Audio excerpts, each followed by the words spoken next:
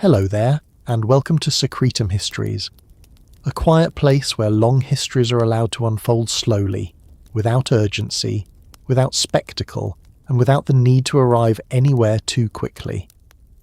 Tonight the story moves toward an ending that most people assume already exists, yet very few have ever examined closely.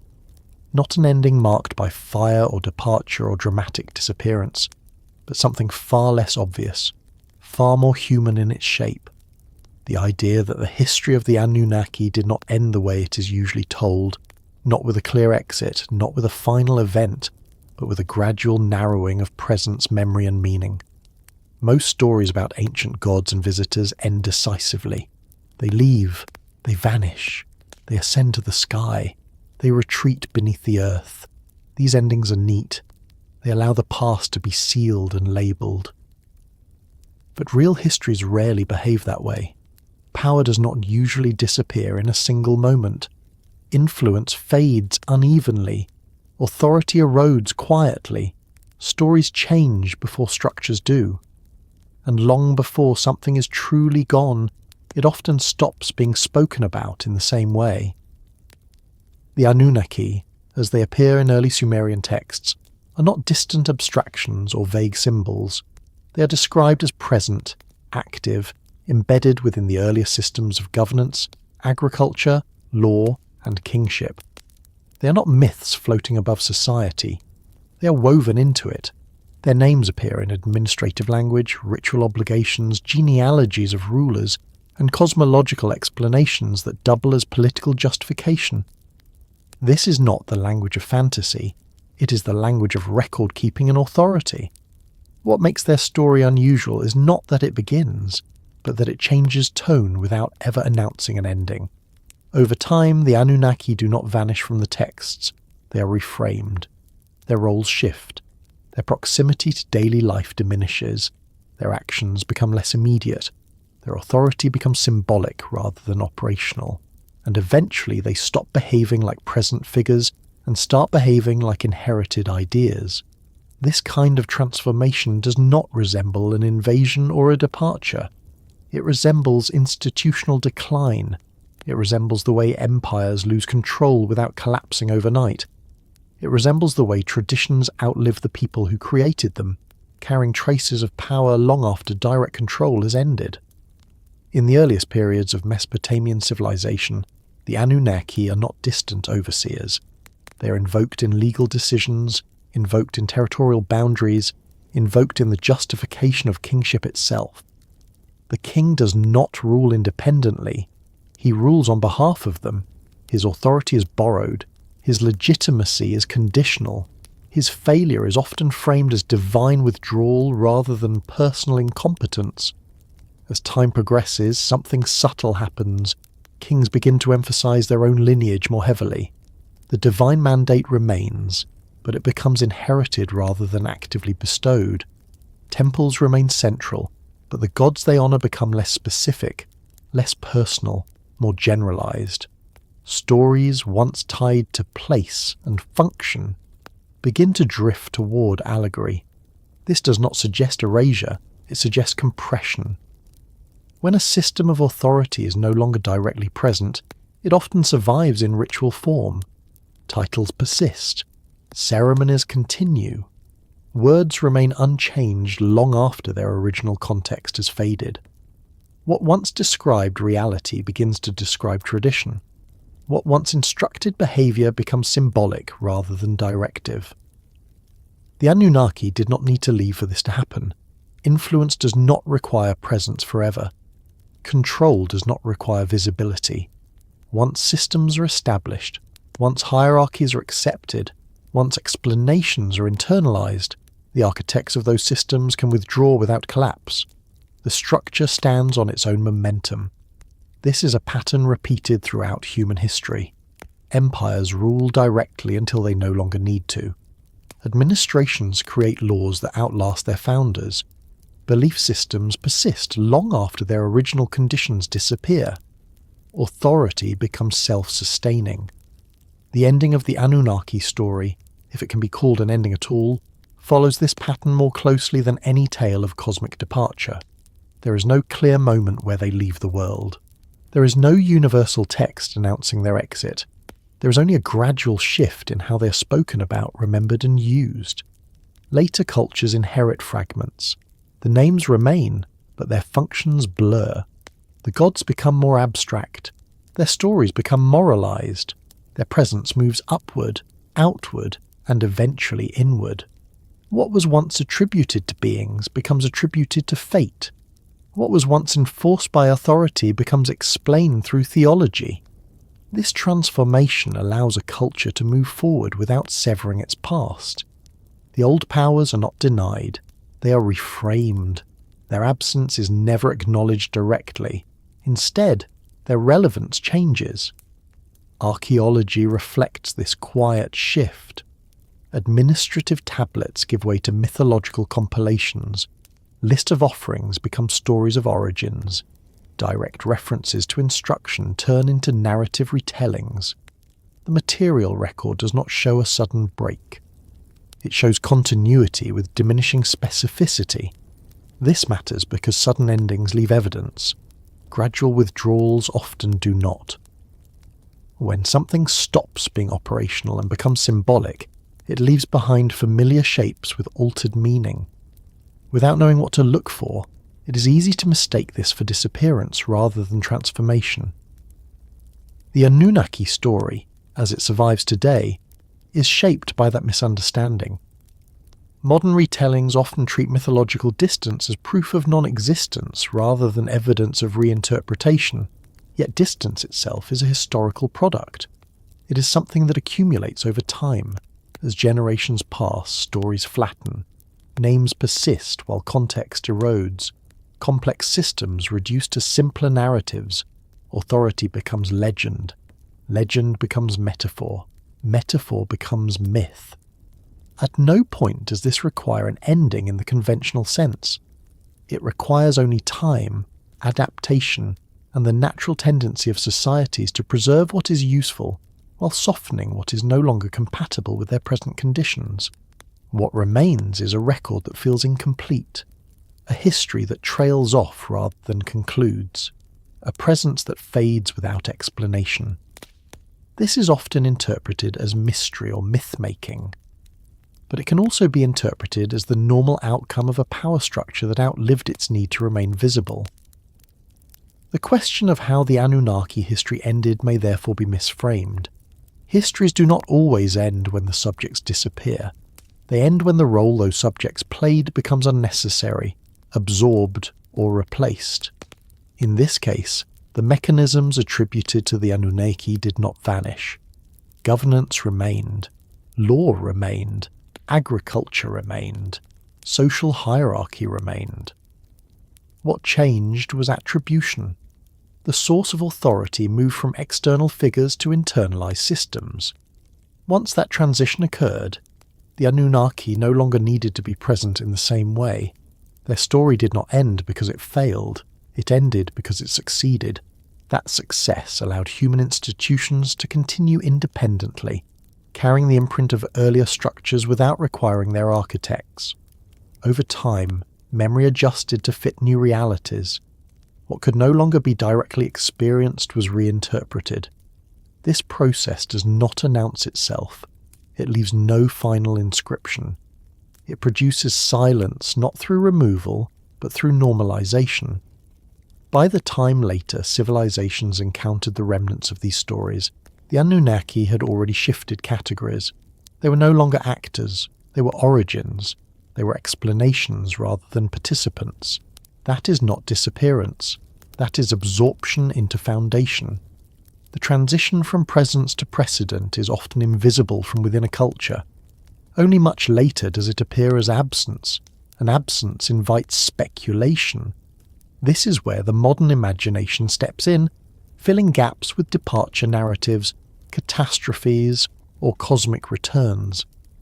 Yet the historical record suggests something quieter and more familiar.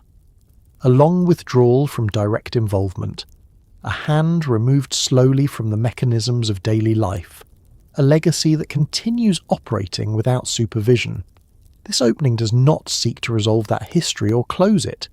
It establishes the pattern that will continue unfolding. The Anunnaki story does not end with a final act. It thins, it diffuses, it becomes something else. From here, the path moves backward into the time when their presence was still assumed, when authority was openly attributed, and when the boundary between human and divine governance was not yet rigid. The shift did not begin with disappearance. It began with distance. Before the silence settled in, before the long thinning of presence that would later be mistaken for disappearance, the Anunnaki were not distant names or symbolic abstractions.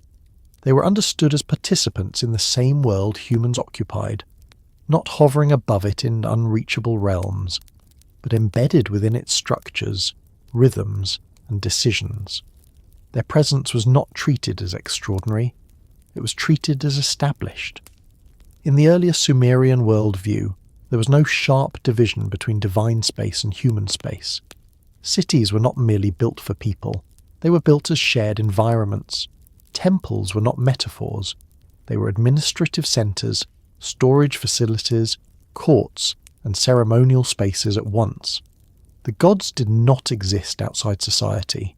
They existed within it, as authority figures whose influence shaped labour, land, timekeeping and law. Texts from the earliest periods reflect this closeness in tone as much as in content. The Anunnaki are referenced not with the reverence of distant myths, but with the familiarity of known powers. They are invoked in boundary disputes, agricultural cycles, and political transitions. Their names appear in contexts that suggest expectation rather than speculation. Offerings are recorded with precision, as obligations rather than acts of faith. This implies routine, not awe. Kingship itself was framed as an extension of Anunnaki authority. Early rulers did not claim independent power. They described themselves as appointed, instructed, and supported. Their legitimacy did not come from conquest alone, but from alignment with an existing order. The Anunnaki were that order. To rule was to act within a system already established. This arrangement required visibility. Authority that cannot be observed cannot easily be enforced. Early governance depended on the perception that power was present and attentive. The Anunnaki were believed to witness oaths, observe rituals, and respond to negligence. This belief was not abstract.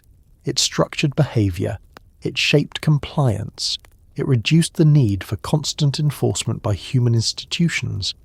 Daily life reflected this integration. Agricultural calendars were aligned with divine cycles. Labour obligations were justified through divine mandate. Even natural events were interpreted through the lens of Anunnaki activity.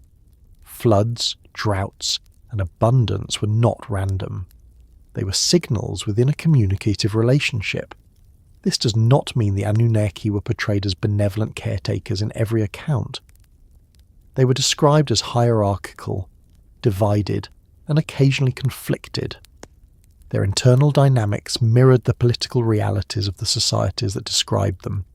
Authority was layered, responsibility was distributed, decisions were contested. This further grounds them within a recognizable system rather than an abstract pantheon. What is striking is the absence of distance.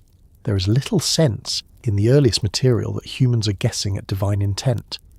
Instead, there is an assumption that intent is knowable, even if not always favourable. Rituals are precise because outcomes are expected. Failures are interpreted as misalignment rather than mystery. Language reinforces this closeness. The verbs used in reference to the Anunnaki imply action rather than symbolism. They assign tasks. They establish boundaries. They determine outcomes. They are not timeless forces. They are actors within time.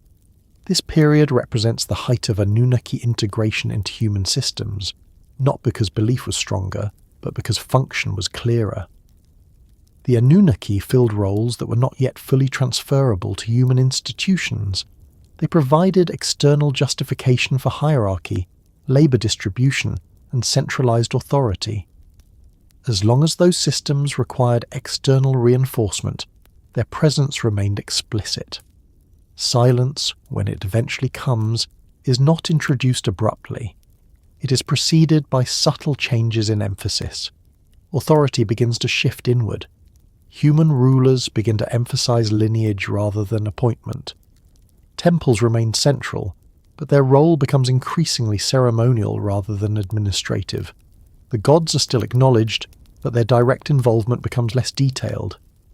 At this stage, however, that shift has not yet begun. The Anunnaki are still woven into cause and effect. When something happens, they are part of the explanation. When something is decided, they are part of the justification. Their presence is assumed rather than debated. This assumption extends beyond elite texts. Cultural practices reflect it as well. Household rituals, local shrines, and communal festivals all operate within a framework that treats the Anunnaki as active overseers. These practices do not suggest distant worship. They suggest ongoing relationship. The silence that will later be noticed is absent here. Instead, there is noise. There are instructions, expectations, and consequences. The divine voice is not hidden. It is embedded in process.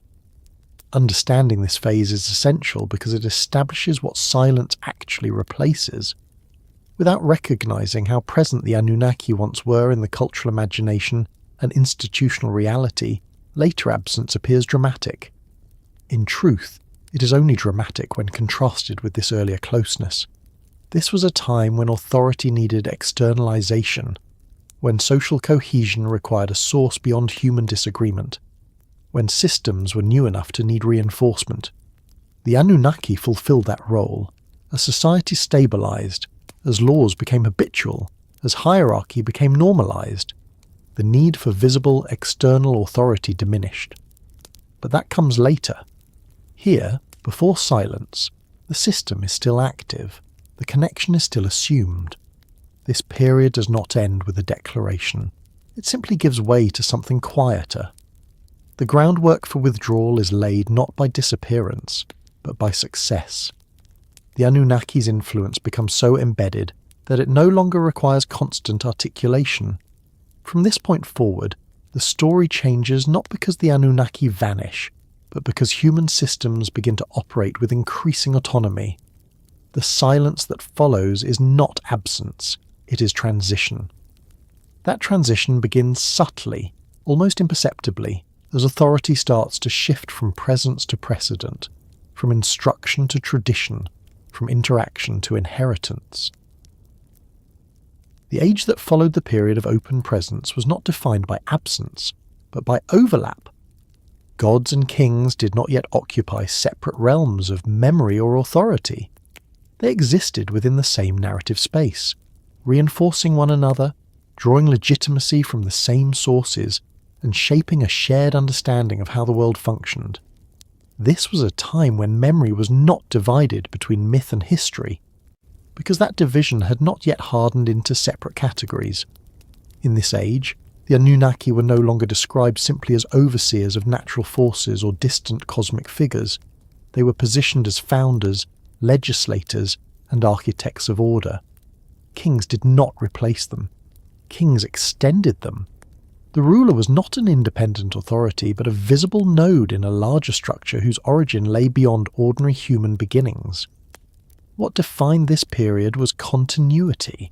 Stories of the gods did not exist in isolation from political reality. They explained it.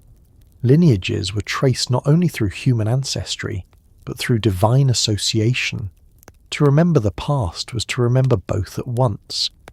The same narrative that explained why a city existed also explained who had the right to govern it. Memory during this time functioned as shared infrastructure. It was not confined to temples or texts. It lived in rituals, festivals, legal formulas, and architectural layouts. The past was not something distant. It was operational. When a king invoked the Anunnaki, he was not recalling legend. He was situating his authority within a living framework that others recognized and accepted. This shared memory reduced friction. Disputes over power could be resolved by appeal to precedent that was understood as divinely grounded. Laws were not arbitrary, they were continuations. Even change had to be justified as alignment rather than innovation. Kingship in this era was therefore constrained as much as it was empowered.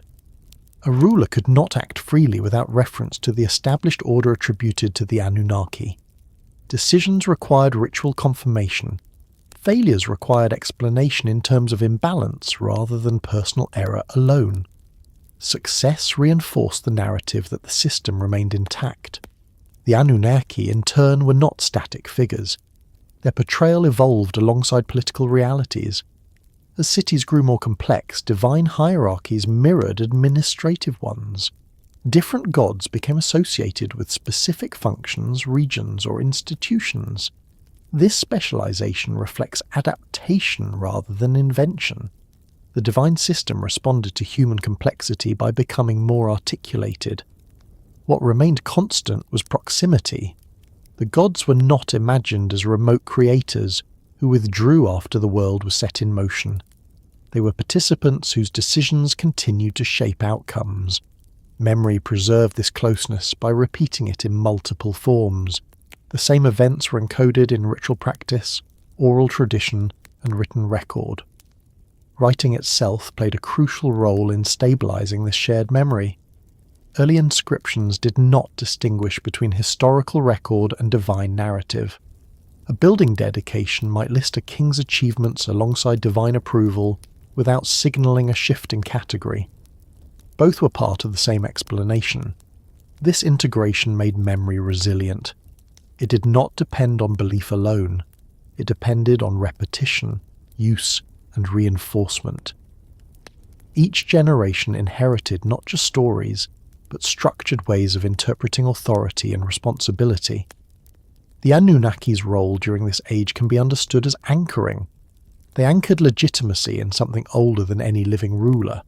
That anchoring allowed succession without chaos. A king could die without the system collapsing because authority was not located solely in his person. At the same time, kings began to accumulate symbolic weight of their own. Their names were recorded, their deeds were commemorated. Over time, this created a subtle shift. Memory began to expand to include human accomplishment, alongside divine origin. This expansion did not diminish the gods immediately, it simply added layers. Shared memory is not static, it absorbs new material. As human institutions strengthened, the narrative framework adjusted. Kings became more central within the stories. Their relationship to the Anunnaki remained important, but the balance slowly shifted. This shift did not involve rejection, it involved emphasis. Stories began to highlight human agency more explicitly. The gods remained present, but their direct intervention became less detailed. They approved, sanctioned, or withdrew favour rather than acting directly. This is the beginning of a long process. Memory, once shared evenly, starts to lean. Human actors take up more narrative space. Divine figures remain foundational, but less immediate. During this age, however, that balance is still intact. The shared memory still binds gods and kings together in a single explanatory system. The past is not yet divided into sacred myth and secular history. It is a continuous account of how order came to be and how it is maintained. This continuity also shapes how future change will be understood. When distance eventually grows, it will be measured against this earlier closeness. Silence will be noticeable because there was once conversation. Absence will be felt because presence was once assumed. The age of gods and kings does not end with collapse. It transitions as memory adapts to new conditions. The shared narrative begins to stretch, accommodating more human autonomy while preserving divine origin. As authority becomes more stable, the need to reference its source constantly diminishes. Memory becomes less operational and more commemorative. What was once instruction becomes tradition. This transition does not erase the Anunnaki. It relocates them within memory. They move from active participants to ancestral authorities. Their role shifts from governing daily outcomes to defining the framework within which outcomes occur. The shared memory of this age becomes the foundation for everything that follows. Even as interpretations change, the structure remains. Later generations will inherit fragments of this continuity, often without realizing how integrated it once was. Understanding this period is essential because it shows that the end of the Anunnaki's history was not marked by loss of belief, but by redistribution of narrative weight. Memory did not disappear, it reorganized. From this reorganization, new forms of authority emerge. Kings begin to stand more prominently. Institutions gain autonomy. The gods remain, but their voices grow quieter. Not because they are gone, but because the systems they once upheld can now speak for themselves. The silence that follows is therefore layered over shared memory, not built on erasure. It is a silence that assumes familiarity, that relies on inherited understanding rather than direct instruction. As this age gives way to the next, the question is no longer whether the Anunnaki are present, but how their presence is expressed. The answer grows less direct, more symbolic, and increasingly embedded in structures that no longer require constant explanation. The memory remains shared, but it is beginning to be carried differently. The fracture did not announce itself. There was no decree, no tablet carved to mark the moment when authority shifted its centre of gravity. No lamentation describing loss, no formal acknowledgement that something essential had begun to loosen. That absence of record is not an accident. It is the nature of fractures rooted in success rather than failure.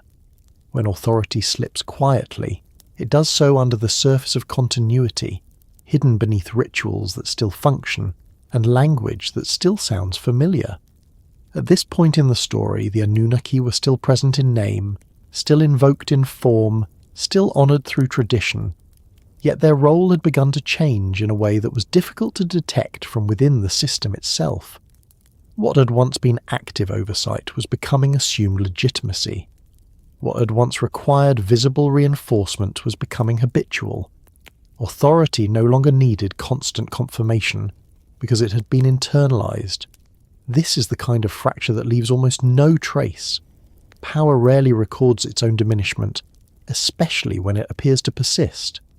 Instead, the signs emerge indirectly, in shifts of emphasis, in altered priorities, in the gradual reassignment of responsibility. Kings began to speak differently. Their inscriptions still referenced divine mandate, but the language subtly evolved. Earlier text emphasized appointment and instruction. Later ones emphasized descent and inheritance. The king was still favored, still sanctioned, but increasingly by virtue of lineage rather than ongoing authorization. This distinction mattered more than it appeared at the time. Lineage creates continuity without presence. Once authority is inherited rather than bestowed, it can function without active oversight. The system no longer depends on visible interaction. It depends on memory and precedent. This shift allowed human institutions to operate with greater autonomy. Legal codes became more standardized. Administrative systems became more complex. Decision-making increasingly relied on established procedure rather than ritual consultation. The gods remained part of the explanation, but they were consulted less frequently in practice. This does not suggest rebellion or disbelief. It suggests confidence. A system that relies less on reinforcement does so because it has proven itself stable. The Anunnaki had succeeded in establishing order so thoroughly that their direct involvement was no longer required to maintain it. Temples reflect this transition clearly. Early temples functioned as centers of economic control, legal authority, and redistribution. Over time, many of these functions shifted toward palatial or civic administration. The temple remained sacred, but its practical authority diminished. Ritual became more formalized, less responsive to immediate circumstances. Priestly roles also evolved. Early priests acted as intermediaries, interpreters of active will. Later priests became custodians of tradition, preserving knowledge rather than negotiating outcomes. The divine voice grew quieter not because it stopped speaking, but because fewer situations required immediate translation. This is the moment where authority begins to slip from presence into structure. Structures persist even when their creators withdraw. They require maintenance, not supervision. The Anunnaki's authority was embedded into law, calendar, land division, and hierarchy. Once embedded, it could be carried forward without direct interaction. Human agents took on greater responsibility, often without consciously recognizing the shift. Memory played a critical role in masking this fracture. Because the past was still referenced, continuity appeared unbroken. Stories were still told. Names were still spoken. Rituals were still performed. Nothing seemed lost. But the function of those elements had changed. They reinforced legitimacy rather than mediated power. They commemorated origin rather than enacted governance. This distinction explains why the fracture went unrecorded. From within the culture, nothing seemed to end. There was no collapse, no crisis demanding explanation. The system worked. Histories tend to record disruption, not normalization. When authority dissolves through failure, it leaves ruins. When it dissolves through absorption, it leaves routines. Archaeologically, this period appears deceptively stable. Cities grow, trade expands. Bureaucracy increases, writing becomes more widespread. None of this suggests decline. In fact, it suggests progress. Yet embedded within that progress is a quiet transfer of agency. Humans increasingly act as if they are responsible for outcomes. Success and failure are managed internally rather than attributed exclusively to divine favour or displeasure. Even when disasters occur, responses change. Earlier periods emphasize appeasement. Later periods emphasize repair. Floods are addressed through infrastructure rather than ritual alone. Famine is managed through storage and redistribution, rather than exclusive reliance on supplication. The Anunnaki remain part of the explanation, but no longer the sole mechanism of response. This marks a profound shift in how authority functions. Language reveals this shift in subtle ways. Descriptions of divine action become less specific. Verbs that once implied direct intervention become more generalized. The gods sanction, oversee, and bless, but they are less often described as acting directly within events. At the same time, human actors are described with greater detail. Their decisions, strategies, and accomplishments occupy more narrative space.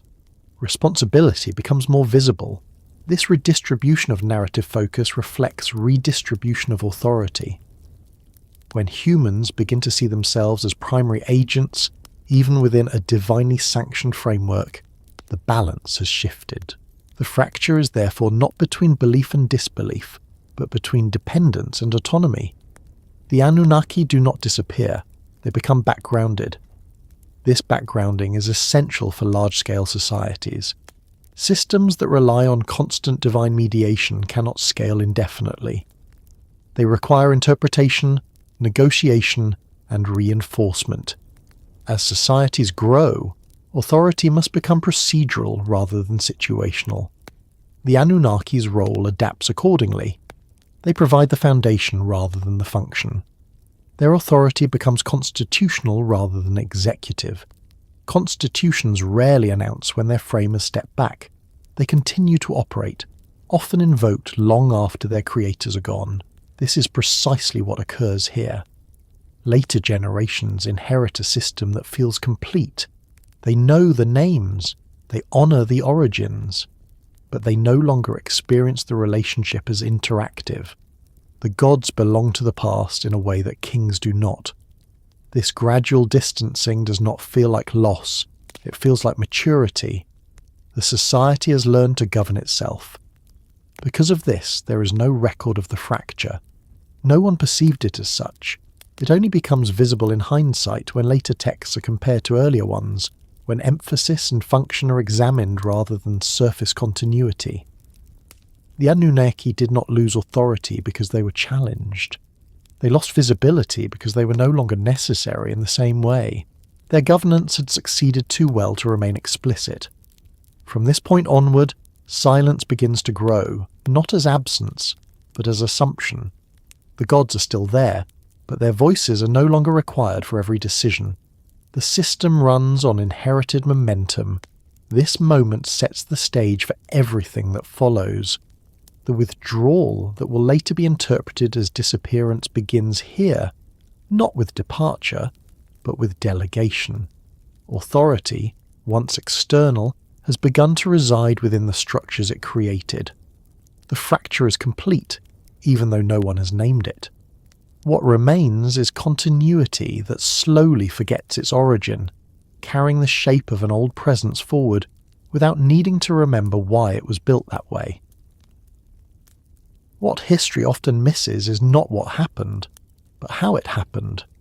When something ends loudly, it leaves debris. When it ends quietly, it leaves habits. The story of the Anunnaki does not fit the pattern of departure that later generations expect. There is no sudden vanishing, no final voyage, no unmistakable break between before and after.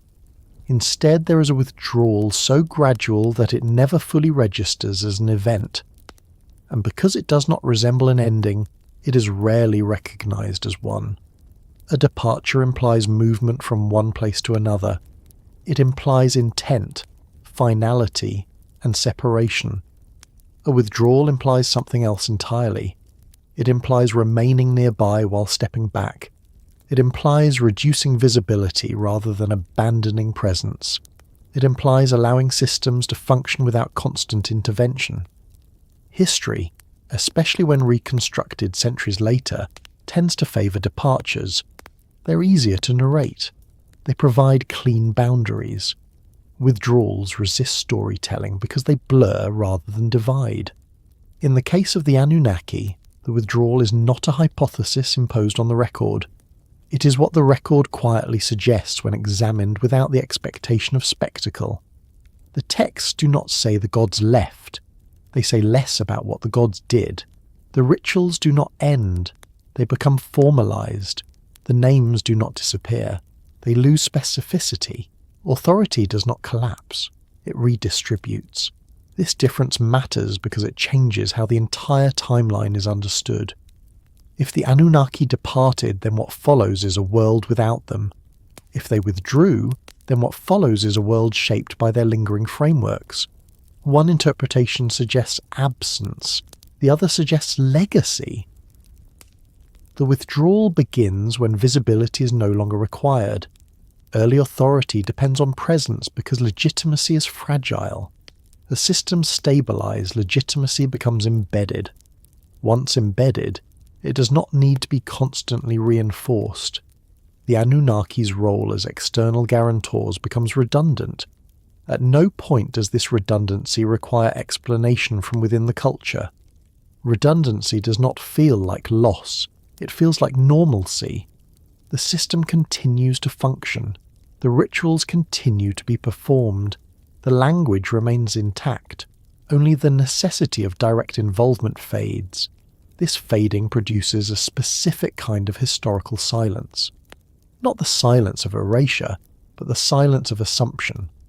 When something is assumed, it is no longer described in detail. It becomes background. Consider how modern societies treat foundational principles. Constitutions are invoked, not reenacted. Founders are honoured, not consulted. Laws operate without constant reference to their origin. Authority persists even when its source is no longer visible. The Anunnaki occupy a similar position in later Mesopotamian memory. They remain acknowledged as originators of order, but they are no longer involved in its maintenance. That maintenance becomes human responsibility. This shift alters the tone of religious and administrative texts. Earlier documents treat divine instruction as active and situational. Later documents treat it as established and universal. The gods no longer need to speak because their rules are already in place. Withdrawal also explains why later cultures inherited fragments rather than cohesive accounts. When presence fades gradually, memory fragments unevenly.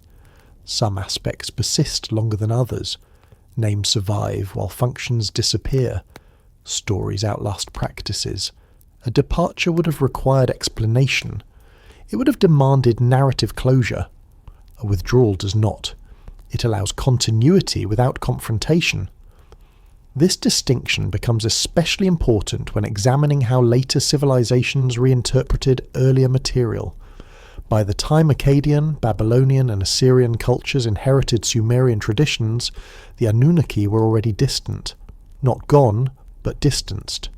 Their stories were retold through lenses shaped by centuries of adaptation. These later retellings often emphasize cosmology and morality rather than governance. The gods explain why the world exists, not how it is run. Kings rule by divine favour, not divine instruction. The shift is subtle, but consistent. Because the withdrawal was never marked, later cultures assumed it had always been this way. The Anunnaki became timeless beings rather than historical participants. Their actions were projected backward into mythic prehistory, rather than remembered as once-present authority. This retroactive mythologization is a common outcome of withdrawal. When active roles are forgotten, origin stories expand to fill the gap. What was once concrete becomes symbolic. What was once procedural becomes narrative. Archaeology supports this interpretation indirectly.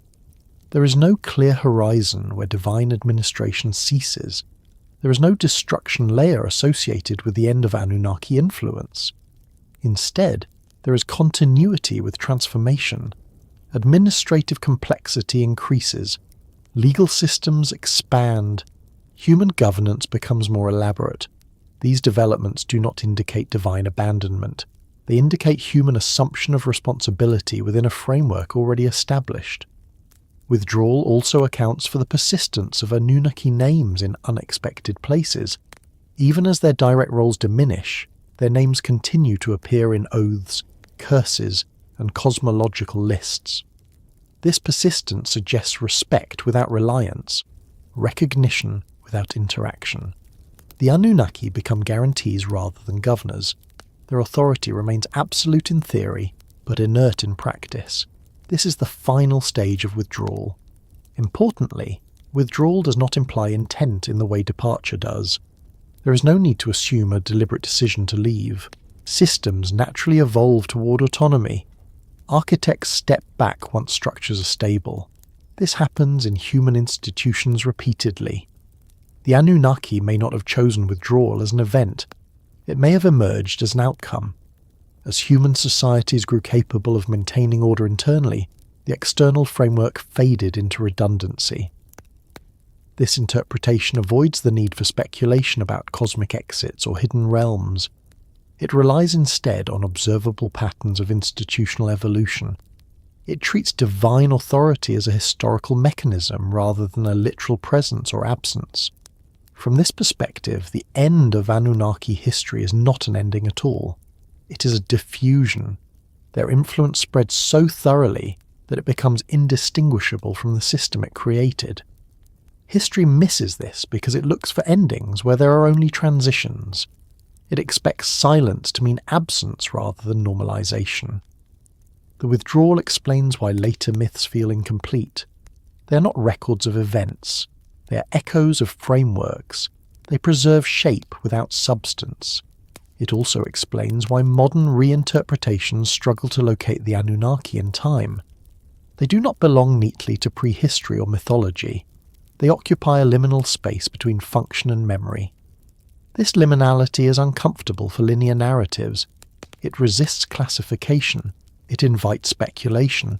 Yet when approached as a withdrawal rather than a departure, the Anunnaki story aligns with known patterns of authority, memory, and institutional maturation. It becomes less mysterious, but more complex. The difference history missed is not dramatic. It is procedural. It is the difference between something leaving and something no longer needing to stay visible. From here, the consequences of withdrawal continue to unfold. As presence becomes legacy, stories begin to shift. What was once remembered as interaction becomes remembered as origin. The gods move further into the past, even as their structures persist in the present. The silence grows, not because the Anunnaki are gone, but because the world no longer requires their voice to operate. This is where the story moves next, into the long process by which explanation replaces experience, and memory begins to shrink into symbol. The sky has always been one of humanity's most reliable mirrors. When the world feels stable, the sky is orderly, predictable, a repeating pattern of light and dark, seasons and stars.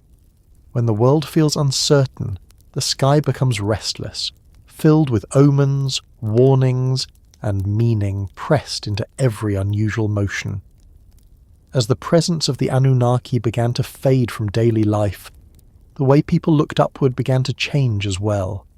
Not abruptly, not dramatically, but gradually, in the same quiet manner that authority had already begun to withdraw. In the earliest periods, the sky was not distant. It was operational.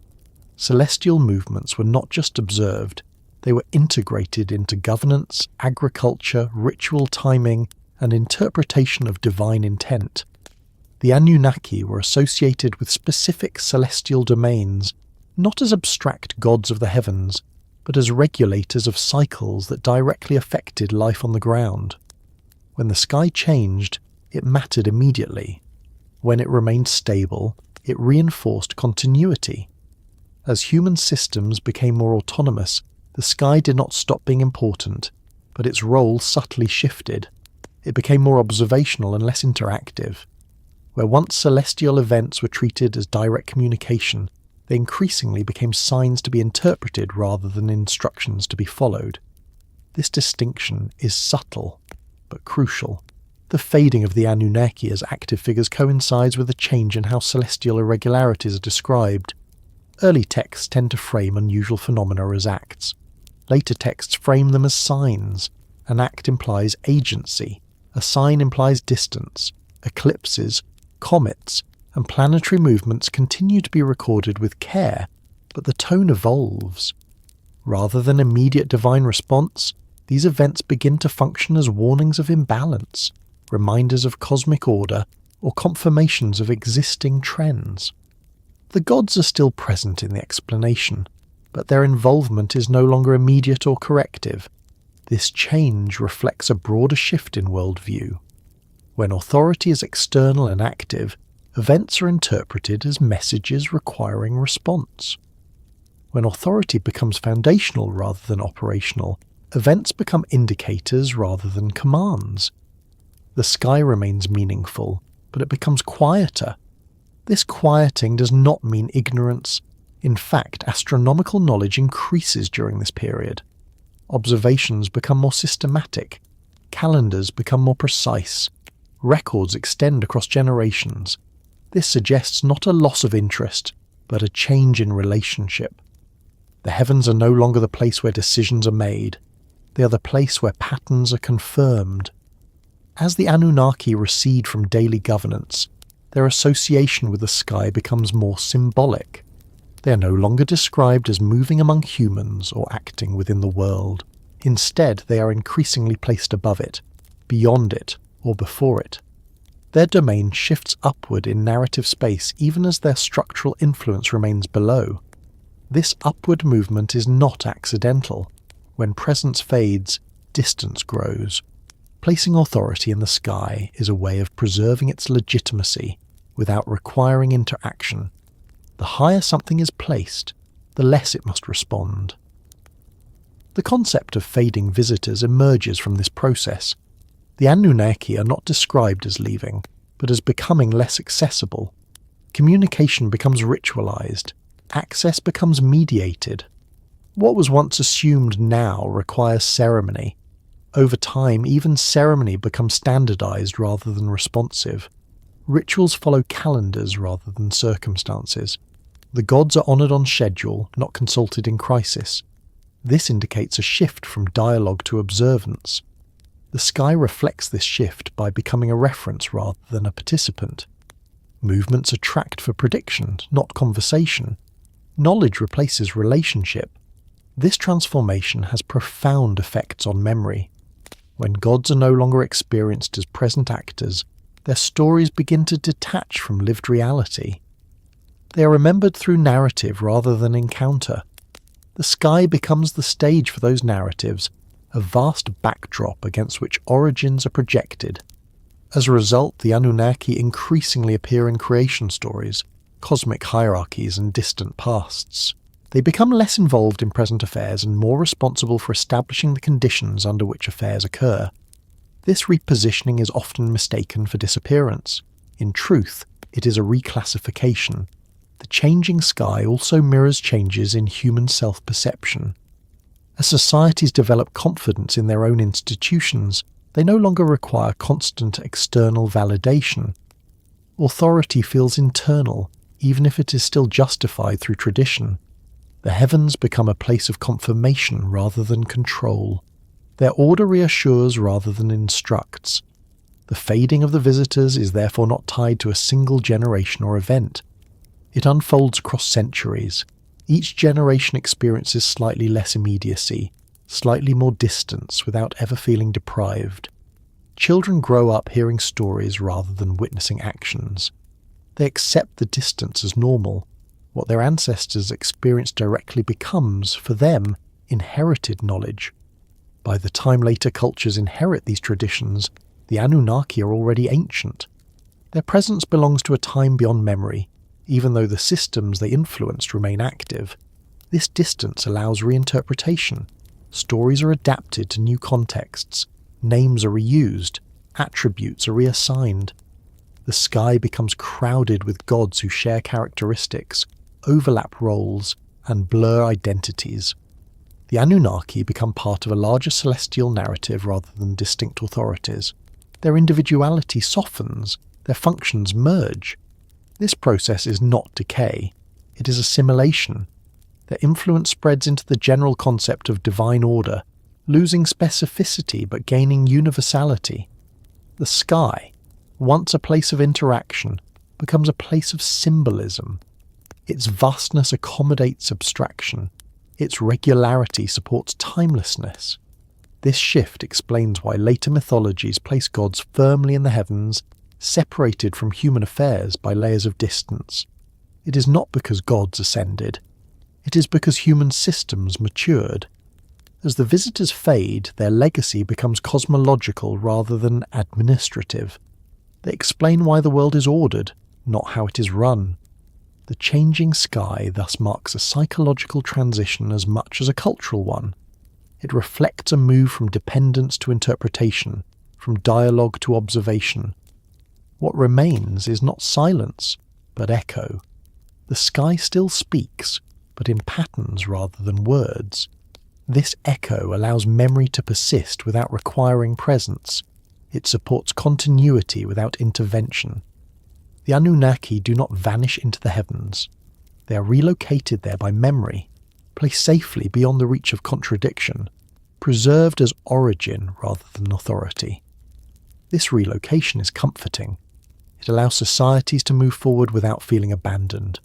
The gods are still there, watching, anchoring meaning, even if they no longer act. The fading visitors become watchers rather than participants. Their role is observational, symbolic, foundational. From this point forward, their story becomes increasingly shaped by interpretation rather than experience. Each retelling adds distance. Each generation increases abstraction. The sky remains unchanged, but its meaning evolves.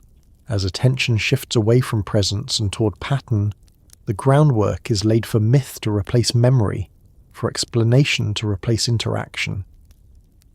This does not mark the end of the Anunnaki's influence. It marks its diffusion into the environment of belief itself. The next stage follows naturally. As the sky grows quieter and the visitors more distant, stories begin to change shape. They simplify, they moralize, they shrink. What was once lived history becomes something else entirely. As the Anunnaki receded from daily experience and settled into distance, the stories that carried their memory did not vanish. They changed scale. What had once been expansive, detailed, and grounded in function slowly became compressed, uneven, and fragmented. This transformation did not occur because storytellers forgot. It occurred because the conditions that once sustained precise memory no longer existed. Stories remain large and coherent when they are reinforced by lived structure. When narratives explain how power works, how resources are distributed, and how authority is enforced, they are repeated accurately because accuracy matters. When those same narratives lose their practical role, they begin to drift. They are no longer maintained through necessity, but through inheritance. The Anunnaki stories became smaller because they no longer needed to carry the full weight of explanation. Early accounts functioned as frameworks. They explained why kings ruled, why land was divided a certain way, why labor obligations existed, why temples commanded resources. These explanations had to be precise because they justified real outcomes. As human institutions absorbed those functions, the stories no longer needed to justify daily reality. Their scope narrowed. They moved from instruction to origin, from operational guidance to background context. This narrowing does not erase detail immediately. Instead, it selects. Elements that remain useful are preserved. Others are discarded. Over time, what remains feels incomplete not because it is false, but because it has been edited by relevance rather than intention. Strangeness emerges from this selective preservation. When a story loses its original context but retains fragments, those fragments begin to behave oddly. Actions once grounded in governance or natural cycles become inexplicable when divorced from their function. What once made sense within a system becomes puzzling outside it. This is why later Anunnaki stories feel inconsistent. Roles overlap. Motivations appear unclear. Relationships contradict one another. The structure that once organized these elements has faded, leaving pieces without clear connection. Mythology often inherits outcomes without processes. It remembers that something happened, but not why or how. When the Anunnaki ceased to function as administrators of order, their actions lost their procedural logic. What remained were results remembered without mechanism. This produces uncertainty. Later scribes and storytellers attempt to reconcile inherited fragments into coherent narratives, but they are working with incomplete material. They fill gaps with symbolism, moral framing, or cosmological abstraction. Each attempt adds interpretation rather than recovery. Certainty diminishes because the original reference points are gone. No one remembers how the system worked in practice. They only know that it existed. The shrinking of stories also reflects changing audience needs. Early audiences required explanation. Later audiences required meaning. Stories adapt accordingly. Meaning does not demand precision. It demands resonance. As a result, details that once anchored narratives in real processes are replaced by elements that provoke reflection or reinforce values. This shift makes stories stranger. They begin to include exaggerated feats, unclear motivations, and symbolic transformations.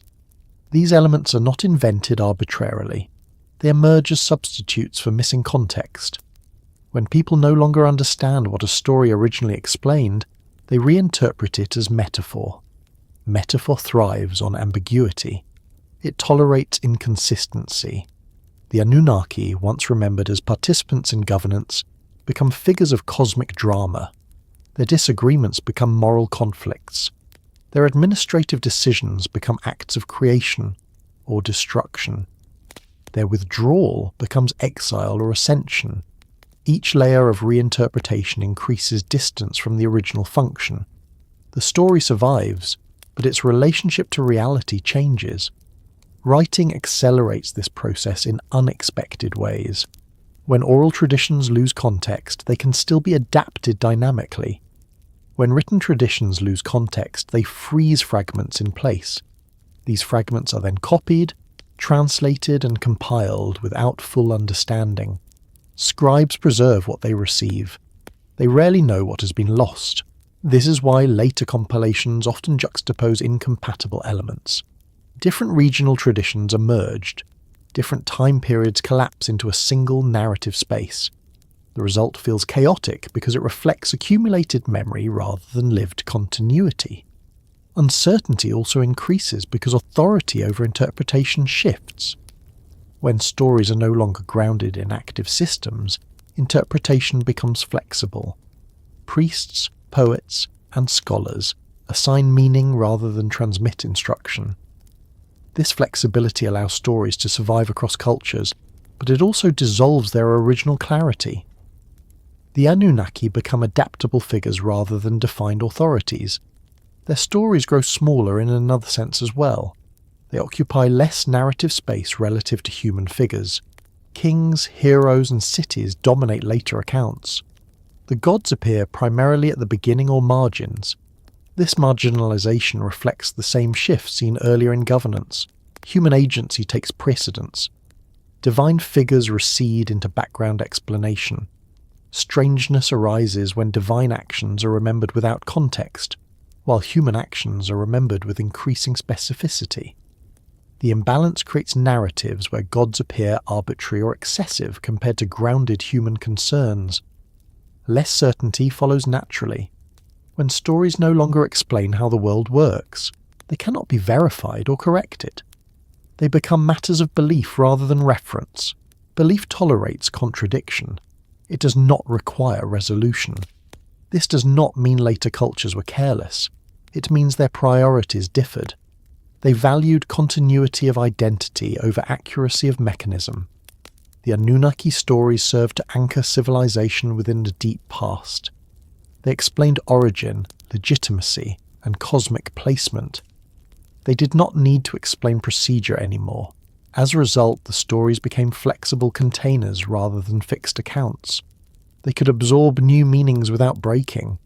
Modern readers often mistake this flexibility for fabrication. In reality, it is evidence of long survival under changing conditions. What feels strange today once felt familiar because it aligned with lived systems. What feels uncertain now once felt obvious because it matched experience. The shrinking, strangeness, and uncertainty of the stories are therefore not signs of invention or corruption. They are signs of distance. Distance transforms memory.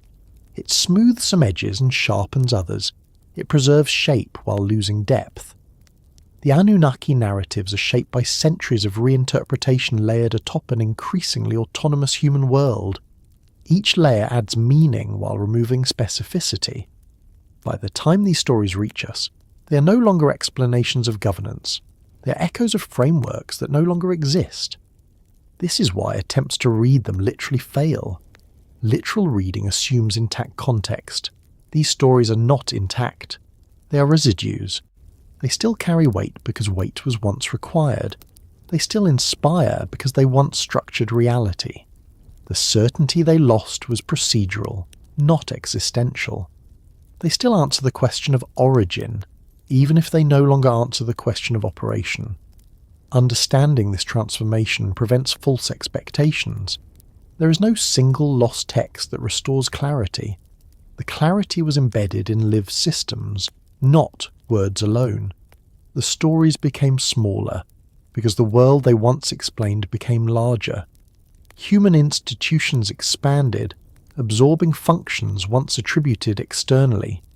They became stranger, because fragments remained without their organizing logic. They became less certain because certainty belonged to practice, not narrative. What survives is not failure of memory, but adaptation of it. As the Anunnaki's role receded further into the past, storytelling took over the work of preservation. Stories kept the names alive, even as the functions dissolved. This process sets the stage for the next transformation. Once stories lose operational clarity, they become tools of misdirection as much as remembrance. They hide as much as they reveal. From here, memory does not simply fade. It is reshaped deliberately and unintentionally by those who inherit it. The next phase reveals how those fragments were handled, curated, and sometimes redirected by the very institutions that benefited from their ambiguity. By the time the Anunnaki no longer functioned as visible authorities, the task of remembering them had quietly changed hands. What had once been preserved through practice and lived structure now had to be preserved through interpretation.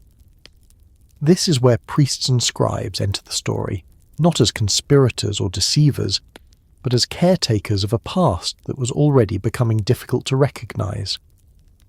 Priests and scribes did not inherit a complete history. They inherited fragments, formulas, names, and rituals whose original purposes were no longer fully understood. Their role was not to record what they witnessed, but to make sense of what they received. In doing so, they became the first editors of memory rather than its transmitters. This shift marks the earliest rewriting of the Anunnaki's past, not through erasure, but through reorganization. In earlier periods, authority was embedded in action. Rituals enforced contracts, divine names validated law, offerings maintained balance. When those mechanisms ceased to function as active systems, the knowledge of how and why they worked began to slip away. Priests still performed rituals, but increasingly as obligations rather than negotiations. Scribes still copied texts, but often without the contextual knowledge that had once guided their use. The act of copying is not neutral. To preserve something in writing is to freeze it in form, even as meaning continues to change. Oral traditions adapt naturally to shifting contexts. Written traditions preserve surface consistency while allowing interpretation to drift beneath it. As a result, priests and scribes became interpreters by necessity. They could no longer rely on direct reference to authority. They had to explain inherited material in ways that made sense within their present reality. This is the first true rewriting, not because the past was altered deliberately, but because it had to be reframed to remain intelligible. Priestly institutions by this stage had evolved into custodians of continuity rather than mediators of divine will. Their power lay in preservation, not access. They guarded texts, calendars, genealogies, and rituals that anchored society to its origins. In doing so, they also shaped how those origins were understood. The Anunnaki, once participants in governance, became ancestral figures within a sacred archive. Their actions were no longer remembered as processes, they were remembered as precedents. This shift encouraged condensation. Long procedural explanations were shortened into symbolic narratives. Complex hierarchies were simplified. Redundant or unclear elements were merged. Over time, this produced streamlined myths that were easier to transmit but less precise. Scribes trained in standardization reinforced this process. Lists replaced narratives. Titles replaced descriptions. Genealogies replaced histories. These formats preserve continuity while removing ambiguity. They also remove context. When the Anunnaki appear in later lists, they often do so as names without action. They are placed within hierarchies, assigned domains, and connected through lineage. What they did becomes less important than where they fit. This is not distortion. It is categorization. Categorization allows memory to be managed efficiently. It allows large bodies of tradition to be organized and taught, but it also transforms lived experience into abstract structure. The rewriting of the past occurs most effectively when no one recognizes it as rewriting. Priests and scribes did not see themselves as altering history. They saw themselves as preserving it. Their work aimed at stability, not innovation. Yet stability requires adaptation. Traditions that no longer align with present conditions must be reframed or they lose relevance. The Anunnaki narratives were adapted to fit societies that no longer experienced them as active authorities. This adaptation often took the form of moralization. Actions once rooted in administration or natural cycles were reinterpreted as lessons about order, obedience, or balance. The gods became exemplars rather than operators. Moral stories survive better than procedural ones. They can be retold without specialized knowledge. They apply broadly. They endure. As moralization increased, historical specificity decreased, events lost dates, locations blurred, characters became archetypal. The Anunnaki were no longer remembered as entities who governed specific cities or oversaw particular institutions. They became symbols of cosmic order, justice, or creation. This symbolic framing allowed priestly authority to expand. If divine action belongs to the past, then interpretation belongs to the present. Priests became mediators not of divine will, but of divine meaning. This is a subtle but powerful transformation. Authority shifts from beings remembered to institutions interpreting them. Scribes reinforced this authority through control of literacy. Writing was specialized knowledge. Those who could read and write could decide which versions of stories were preserved. Variations were minimized. Orthodoxy emerged. The past was no longer negotiated through ritual. It was curated through text. This process also explains why contradictions persist in Anunnaki narratives. Different priestly centers preserved different traditions. When these traditions were later compiled, inconsistencies remained. Rather than resolving them, scribes often preserved multiple versions side by side. This multiplicity is sometimes interpreted as confusion. In reality, it reflects the coexistence of different editorial lineages. The rewriting was therefore not centralized. It occurred in parallel, across regions and generations. Each community adapted inherited material to its own needs while maintaining continuity of form. What unites these adaptations is their shared direction. The Anunnaki move further into the past. Their direct involvement fades. Their role as originators solidifies. This movement benefits human authority. Kings can claim divine ancestry without divine oversight. Laws can be framed as eternal without ongoing negotiation. Institutions can justify themselves through tradition rather than accountability. The rewriting of the past thus serves present stability. It is important to note that this process does not require deceit. It requires distance. Distance creates ambiguity. Ambiguity invites interpretation. Priests and scribes operated within that ambiguity. Their goal was coherence, not accuracy as modern historians define it. Coherence maintains social order. Accuracy without context does not. The Anunnaki's transformation into mythic ancestors allowed societies to move forward without abandoning their foundations. The past remained sacred, but safely unreachable. This safety matters. A past that cannot intervene cannot challenge present authority.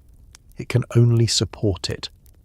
By relocating divine action firmly into origins, priestly institutions neutralized its disruptive potential. Gods who act in the present can contradict rulers. Gods who act only in the past cannot.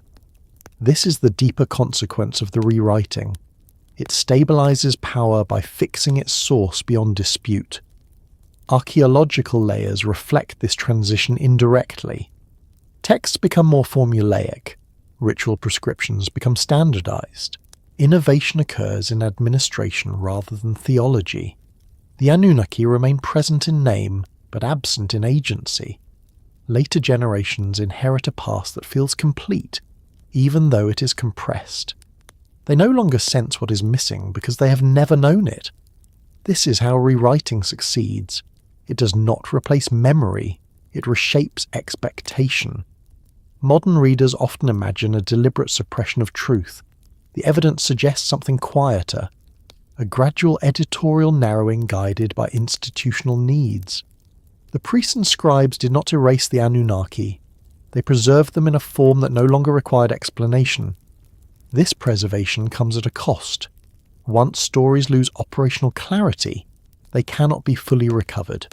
The missing context does not survive in text alone. What remains is a layered record. Names over functions, titles over processes, origins over interactions. This layered record becomes the foundation for all later interpretations, including modern speculation. Understanding this stage is crucial because it explains why the Anunnaki appear simultaneously central and elusive. They are everywhere in the texts, yet nowhere in practice. The rewriting of the past does not end here. It continues with each retelling, each translation, each reinterpretation. But this is the moment when the shift becomes irreversible, when memory moves fully into the hands of those who no longer experience what they remember. From this point forward, the Anunnaki exist primarily within narrative space. Their presence is maintained through words rather than systems. The past has been stabilized, but it has also been sealed. What follows is not disappearance, but inheritance. Others will take these rewritten stories and use them in ways their original subjects never could have anticipated. As memory continues to thin, the rewritten past becomes fertile ground for misdirection, adaptation, and selective emphasis. The next stage reveals how these stories, already distanced from their origin, begin to serve purposes far removed from their initial function. The Anunnaki's history continues, not as lived reality, but as material shaped by those who benefit most from its ambiguity. There comes a point in every long tradition when meaning outlives mechanism, when the structures that once gave a story its shape are gone, but the story itself remains, searching for a new role. This is the moment when gods become symbols, and symbols, untethered from their original function, become myths. It is not a fall from truth into fiction. It is a transformation driven by distance, necessity, and time. For the Anunnaki, this transition did not happen because people stopped believing in them. It happened because people no longer interacted with them in the way belief once required. When a god no longer governs land distribution, labour obligations, legal authority, or seasonal cycles in a direct and observable way, that God must either disappear or change form. Disappearance risks destabilizing continuity. Transformation preserves it. Symbols are the natural solution. A symbol can carry authority without requiring presence. It can compress complex systems into a single image, name, or narrative. It can be repeated, taught, and invoked without needing explanation. Symbols are portable. They survive migrations, regime changes, and cultural collapse far better than procedures ever could. As the Anunnaki receded into the past, their identities began to function symbolically. Their names no longer referred to administrators or overseers, but to concepts, order, creation, judgment, authority, fate. Their individuality softened as their representational value increased. This is not unique to Mesopotamia. It is a pattern seen wherever long-lived systems outlast their original conditions. The figures that once embodied roles become icons representing ideas. The sharper their practical edges fade, the smoother their symbolic outlines become. In earlier periods, the Anunnaki were differentiated by function. Each had defined responsibilities. Their relationships reflected organizational hierarchies. Conflicts among them mirrored political tensions. These distinctions mattered because they mapped onto real systems. As those systems dissolved into human institutions, differentiation lost relevance. What remained was essence rather than role. Gods became embodiments of principles rather than agents of policy. Once this happens, narrative changes fundamentally. A symbol does not need consistency. It needs resonance. Contradictions no longer weaken the story. They enrich it. A symbol can be many things at once without collapsing. This is where myth begins. Myth is not falsehood. It is symbolic memory. It preserves meaning when detail is no longer accessible. It speaks in images because images survive where explanations fail. The Anunnaki myths that emerge in later periods are not attempts to record events. They are attempts to preserve significance. Why the world is ordered. Why authority exists. Why humans are subordinate to larger forces. These are the questions myth answers. As symbols, the Anunnaki become larger than their original roles. They are no longer constrained by geography, administration, or historical sequence. They operate on cosmic scales. They create worlds, judge humanity, shape destiny. This expansion feels like exaggeration only if one expects history. If one expects symbolic preservation, it is entirely appropriate. Symbols must be flexible. As societies change, symbols must adapt to remain meaningful. This adaptability requires ambiguity. Clear definitions limit usefulness. Thus, Anunnaki myths begin to tolerate contradiction. A god may be creator in one story, destroyer in another. A bringer of order in one context, source of chaos in another. These contradictions are not errors. They reflect the god's function as a container for multiple meanings. The transition from symbol to myth occurs when even the symbolic reference point becomes distant. Symbols still rely on shared understanding. When that understanding erodes, symbols themselves require narrative reinforcement. This reinforcement takes the form of story. Stories give symbols movement. They provide emotional engagement. They allow meaning to be experienced rather than explained. At this stage, the Anunnaki are no longer remembered as part of governance or law. They are remembered through tales of origin, conflict, and consequence. Their stories explain why things are the way they are, not how they are managed. This is a critical distinction.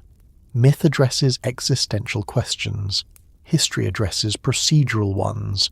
Once the Anunnaki entered mythic space, their relationship to time changed. Myths do not occur in linear history. They occur in a perpetual past, a time before time. This timelessness protects the story from contradiction. If a god acts outside of history, their actions cannot be tested against record. They cannot be disproven. They become foundational rather than factual. This shift is often misinterpreted as intentional mystification. In reality, it is the only way memory can survive once direct experience is gone. The transformation into myth also reflects a transfer of power. When gods are symbolic, those who interpret the symbols gain authority.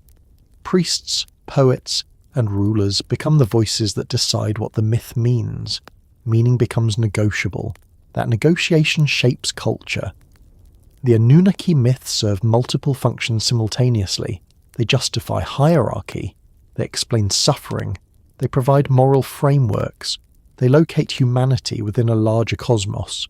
No single story needs to do all of this consistently. Together, they form a symbolic network. Because myths are not bound by operational clarity, they can absorb elements from other cultures. As Mesopotamian traditions interacted with neighbouring civilizations, Anunnaki figures merged, split, or were renamed. Their symbolic functions mattered more than their original identities. This is how gods proliferate without multiplying. The same symbolic core appears under different names, carrying similar attributes adapted to local context. From the perspective of lived reality, this blending feels natural. From the perspective of modern reconstruction, it feels confusing. Confusion arises when myth is treated as failed history, rather than successful symbolism. The Anunnaki did not become myths because they were forgotten. They became myths because they were remembered too long for their original context to survive. As myths, they achieve a form of immortality. They are no longer tied to a specific place or time. They can be retold endlessly, reshaped without breaking, invoked without consequence. This immortality comes at a cost. Once mythologized, the Anunnaki cannot return to history. The bridge back to lived reality is gone. Modern attempts to reconstruct their story often stumble here. They expect coherence where only resonance remains. They look for timelines where only symbolic sequence exists. This does not mean nothing historical lies beneath the myths. It means that whatever history existed has been filtered through centuries of symbolic reinterpretation. The myths preserve outlines, not instructions. When symbols become myths, memory becomes aesthetic. It appeals to imagination rather than verification. It survives through beauty, drama, and meaning rather than utility. This survival strategy is extraordinarily effective. Myths outlast empires. They cross languages. They endure collapse. The Anunnaki myths are evidence of that endurance. Yet endurance also obscures origin. The more a myth succeeds, the further it drifts from its source. Each retelling adds layers, each layer adds distance. Eventually the myth feels ancient beyond reach. Its beginnings feel unknowable. This unknowability invites speculation. Speculation fills the gaps left by lost context. It imagines departures, catastrophes, cosmic interventions.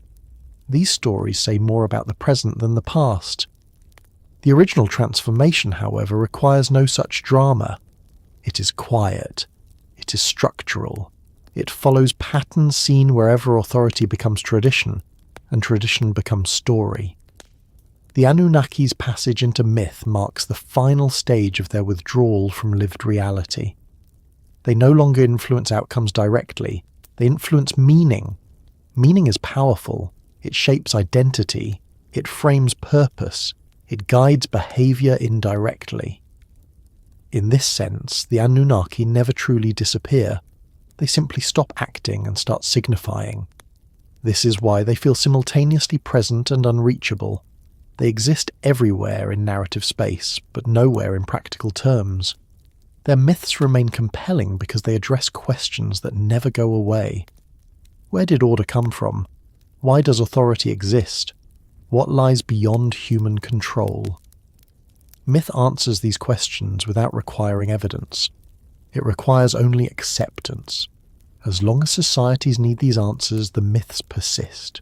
The Anunnaki story, now fully mythic, no longer belongs to history in the narrow sense. It belongs to cultural memory. Cultural memory does not aim for precision. It aims for continuity. The shift from God to symbol, from symbol to myth, ensures that continuity survives even when detail does not. This process completes the long transformation that began with withdrawal. What started as governance becomes foundation. What began as presence becomes principle. The silence that follows is not empty. It is filled with stories. These stories, however, are no longer records. They are reflections. From here, the Anunnaki's influence continues in subtler ways. Myths do not rule directly, but they shape how power understands itself. The next stage reveals how these myths, once stabilized, begin to serve new authorities, embedding ancient legitimacy into structures far removed from their origin. The gods are no longer actors. They are tools of meaning, and meaning, once detached from memory, can be directed. The ending, if it can even be called that, did not arrive as an event. It arrived as a condition. There was no moment when people woke up to discover that the Anunnaki were gone. No final ritual performed in their absence. No last inscription mourning a vanished authority. Instead, presence thinned until it no longer registered as presence at all.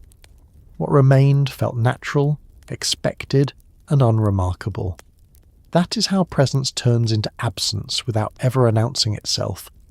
In earlier times, absence would have been noticeable. When authority was active, silence carried meaning. A god not responding to ritual was alarming. A sign not appearing when expected suggested imbalance. But as the Anunnaki's role shifted from interaction to foundation, silence lost its urgency. It became the default state rather than an exception. This transformation required no decision.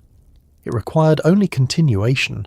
When systems operate reliably, they stop drawing attention to their origins. People obey laws without invoking the lawmakers. They follow calendars without considering who first measured time. They inherit customs without asking who established them. The same process unfolded here. The Anunnaki did not need to withdraw actively. They simply ceased to be necessary as visible agents. Presence, once essential, became redundant. The long quiet ending unfolded across generations. Each generation experienced slightly less direct reference than the one before. This reduction was not perceived as loss because it was gradual and evenly distributed. No one generation felt deprived. They simply inherited a world that functioned. This is why absence did not feel like abandonment. There was no disruption to daily life. crops grew, laws held, cities expanded, authority remained intact. The mechanisms once attributed to divine oversight continued under human administration. When nothing breaks, nothing is questioned. Memory adjusted accordingly. Stories of divine action were still told, but increasingly framed as belonging to a distant past. Children grew up hearing of gods who once acted, not gods who still intervened. The distinction mattered less to them because they had no experience to compare it against. Absence became normalized. Ritual adapted to this normalization. Practices that once sought response became commemorative. Offerings honored tradition rather than negotiated outcomes. Prayer shifted from request to affirmation. The gods were praised rather than consulted. Praise does not expect reply. As rituals lost expectation of interaction, their failure to produce visible response ceased to be problematic. Silence was no longer interpreted. It was assumed. This assumption marks the true end of presence. When silence stops being meaningful, presence has already faded. The Anunnaki's names persisted, but their agency did not. They were invoked to reinforce order, not to correct it. Their authority was acknowledged, but not tested. This is the difference between living power and inherited legitimacy. Living power reacts. Inherited legitimacy simply exists. The transition from one to the other is often invisible from within the system. It feels like continuity. Archaeological records reflect this continuity deceptively well. Temples remain, inscriptions continue, ritual calendars persist. There is no collapse to mark an ending. Yet within those continuities, the content shifts. Texts become more formulaic. References to divine action become less situational and more generalized. The gods are described as having established order rather than maintaining it. The language of foundation replaces the language of governance. This linguistic shift signals the completion of withdrawal. The Anunnaki are no longer part of the present tense. They reside entirely in the perfect past. Once placed fully in the past, they cannot intervene. They cannot contradict. They cannot disrupt. This placement benefits human authority. Rulers can claim continuity without accountability. Institutions can invoke divine origin without divine oversight. Absence becomes useful. It allows power to function without challenge from its source. It allows interpretation to replace instruction. It allows flexibility. The Anunnaki's absence is therefore not a void. It is a condition that enables autonomy. This autonomy does not feel like rebellion. It feels like inheritance. People do not experience the absence as loss, because what is absent no longer feels necessary. The system works. Over time, even the memory of presence erodes. Stories no longer emphasize interaction at all. They begin with creation and end with consequence, skipping the long period of governance in between. This compression makes absence appear more dramatic than it was. When modern readers encounter the myths, they see a gap and assume a disappearance. In reality, the gap is the result of narrative thinning. The long, quiet ending is therefore a narrative artifact as much as a historical process. Presence did not vanish suddenly. Memory of presence was slowly edited out as it became irrelevant. This editing was not deliberate. It followed attention. What people attend to shapes what they remember. As daily life required less reference to the Anunnaki, attention shifted elsewhere. Memory followed. The gods did not leave the world. The world stopped needing them to be visible. Silence settled in gradually, like a sound fading into background noise until it is no longer noticed. No one marks the moment when a sound stops being heard. It simply becomes part of the environment. Absence functions the same way. This kind of ending resists dramatic interpretation. It does not satisfy expectations of closure. It feels incomplete because it never finished. But incompletion is precisely its nature. The Anunnaki's history does not end. It dissolves. Dissolution leaves traces. Structures remain. Language persists. Values endure. What disappears is immediacy. The gods become unreachable not because they are gone, but because they are no longer part of exchange. Exchange defines presence. When exchange stops, presence becomes abstract. This abstraction allows myth to flourish. It allows reinterpretation. It allows projection. By the time later civilizations encounter the Anunnaki stories, the absence feels ancient and absolute.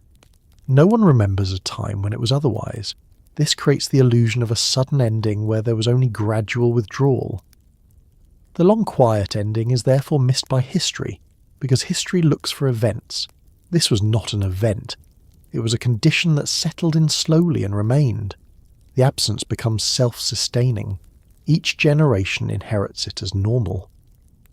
From this point forward, the Anunnaki exist entirely as background. Their presence is assumed but irrelevant. Their absence is complete but unnoticed. This is the final stage of withdrawal.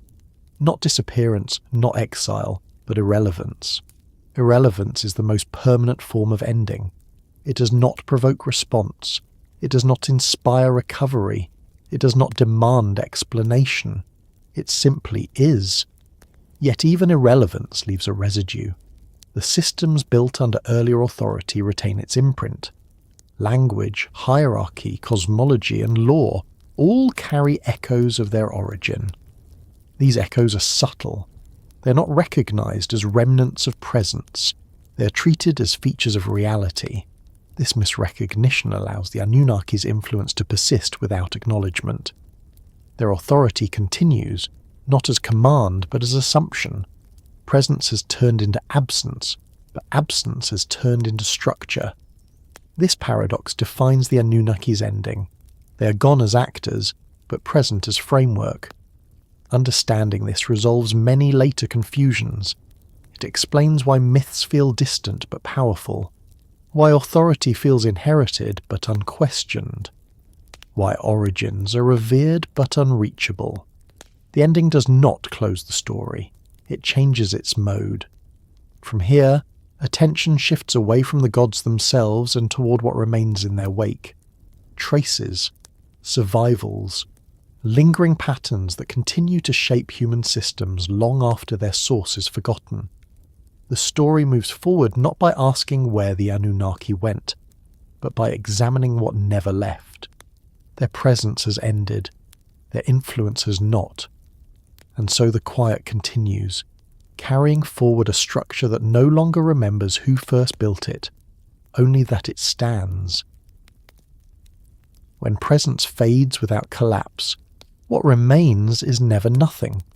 It is residue. It is pattern. It is influence that continues to operate without a visible source. This is where the problem begins, because influence without attribution is difficult to recognize and even harder to measure. The Anunnaki, once central actors and later symbolic foundations, did not vanish cleanly from the systems they shaped. They left behind survivors and echoes, not as beings, but as arrangements that continued to function long after their origin was forgotten. Survivors in this context do not refer to individuals. They refer to structures that outlived their creators. Legal assumptions, hierarchies of authority, cosmological frameworks and ideas about order did not reset when the Anunnaki ceased to be present. They continued forward, embedded in human systems that no longer recognize them as inherited. This is the nature of lingering influence. It does not announce itself. It does not argue for relevance. It simply persists, quietly shaping outcomes in ways that feel natural to those living within it. The earliest echoes appear in governance. Authority remains centralized. Kings continue to rule through inherited legitimacy rather than consensus. Power is still framed as something granted rather than negotiated. Even when divine names are no longer invoked explicitly, the structure of authority reflects an origin beyond ordinary human agreement. This creates a paradox. Societies behave as though power has a source older and higher than themselves, even when they no longer identify that source clearly. The result is obedience to systems whose justification feels unquestionable, but whose origins are opaque. These echoes also persist in law. Early legal codes emphasize order over equity, stability over adaptation. Laws are presented as discovered rather than created. They are framed as timeless, even when they clearly respond to changing conditions. This timeless framing echoes the period when law was attributed to divine authority rather than human decision. Once that framing is established, it no longer requires gods to maintain it. The idea of law as something beyond debate becomes self-sustaining. Cosmology carries another set of echoes. The universe is imagined as ordered, hierarchical, and purposeful. Chaos exists, but only as a threat to order, never as its equal. This mirrors early Anunnaki narratives in which order is imposed rather than emergent. Even when later philosophies reinterpret cosmology in abstract terms, the assumption of underlying order remains. The world is not random, it is structured. That structure may no longer be attributed to specific beings, but the assumption persists. Social hierarchy reveals similar survivals. Stratification is treated as natural rather than constructed. Differences in status are justified through tradition, lineage, or fate rather than negotiation. This reflects an inherited worldview in which hierarchy originated externally and was therefore beyond challenge. When hierarchy is experienced as given, resistance becomes difficult to articulate. This is one of the most enduring forms of influence. It shapes not just institutions but imagination. Language itself carries traces. Words associated with authority, law, and order retain connotations of permanence and inevitability. They do not feel provisional. They feel inherited. This linguistic inheritance shapes how people think about power, even when they believe they're acting independently. Ritual is another survivor. Long after rituals lose their original function, they continue to be performed. Their meaning shifts, but their form remains. Repetition creates familiarity. Familiarity creates legitimacy. Rituals no longer mediate divine presence. They mediate social cohesion. Yet their authority is borrowed from a past when mediation was real. These echoes create a problem because they obscure agency. When systems feel natural, they are rarely questioned. When authority feels inherited, it is rarely challenged. Influence without attribution becomes invisible influence. The Anunnaki's lingering presence therefore complicates the idea of an ending. If influence continues, can an ending truly be said to exist? From a historical perspective, this persistence is normal. All foundational systems leave traces. The difference here lies in the scale and duration. The Anunnaki narratives are among the earliest attempts to externalize authority and order. Their frameworks were foundational at a civilizational level. As such, their echoes are deeply embedded. This embeddedness creates interpretive tension for later cultures. On one hand, the gods are treated as mythic figures of the distant past. On the other hand, the world still operates according to principles they supposedly established. This contradiction is rarely addressed directly. Instead, it is resolved unconsciously. People stop asking where order comes from and focus on how to maintain it. The question of origin becomes irrelevant. Yet irrelevance does not equal absence. The origin still shapes the structure. Survivors also appear in memory itself. Certain themes recur across cultures that inherited Mesopotamian influence. Flood narratives, divine councils, chosen rulers, punitive gods who withdraw favour. These themes persist because they align with inherited frameworks of authority and consequence. Their repetition reinforces familiarity. Familiarity reinforces legitimacy. The problem arises when modern observers attempt to isolate influence from belief. It is tempting to assume that once belief fades, influence fades with it. History suggests otherwise. Belief is not required for systems to persist. Once internalized, systems operate independently of their justification. This is why the Anunnaki's influence can feel both pervasive and elusive. It is no longer located in worship or ritual alone. It is located in assumptions. Assumptions are the hardest elements of a system to identify because they are rarely articulated. They are learned implicitly. They feel like common sense. Common sense is often the final form of ancient authority. This creates difficulty for archaeology and textual analysis. Material remains do not announce assumptions. Texts preserve language, not context. What survives is the visible layer. What shaped it most deeply is often invisible. The lingering influence of the Anunnaki therefore cannot be proven or disproven in simple terms. It can only be inferred through patterns. Those patterns suggest continuity rather than rupture. They suggest that what ended was not influence but attribution. Once attribution fades, influence becomes anonymous. This anonymity allows systems to adapt. They can be reinterpreted, justified through new narratives, aligned with new values. The original source no longer constrains them. In this way, withdrawal enables survival. The Anunnaki did not need to remain visible for their systems to persist. In fact, visibility would have limited adaptability. Once withdrawn, their frameworks could be absorbed, modified, and extended. This adaptability is why echoes remain recognizable across millennia. They have been reshaped repeatedly without being dismantled.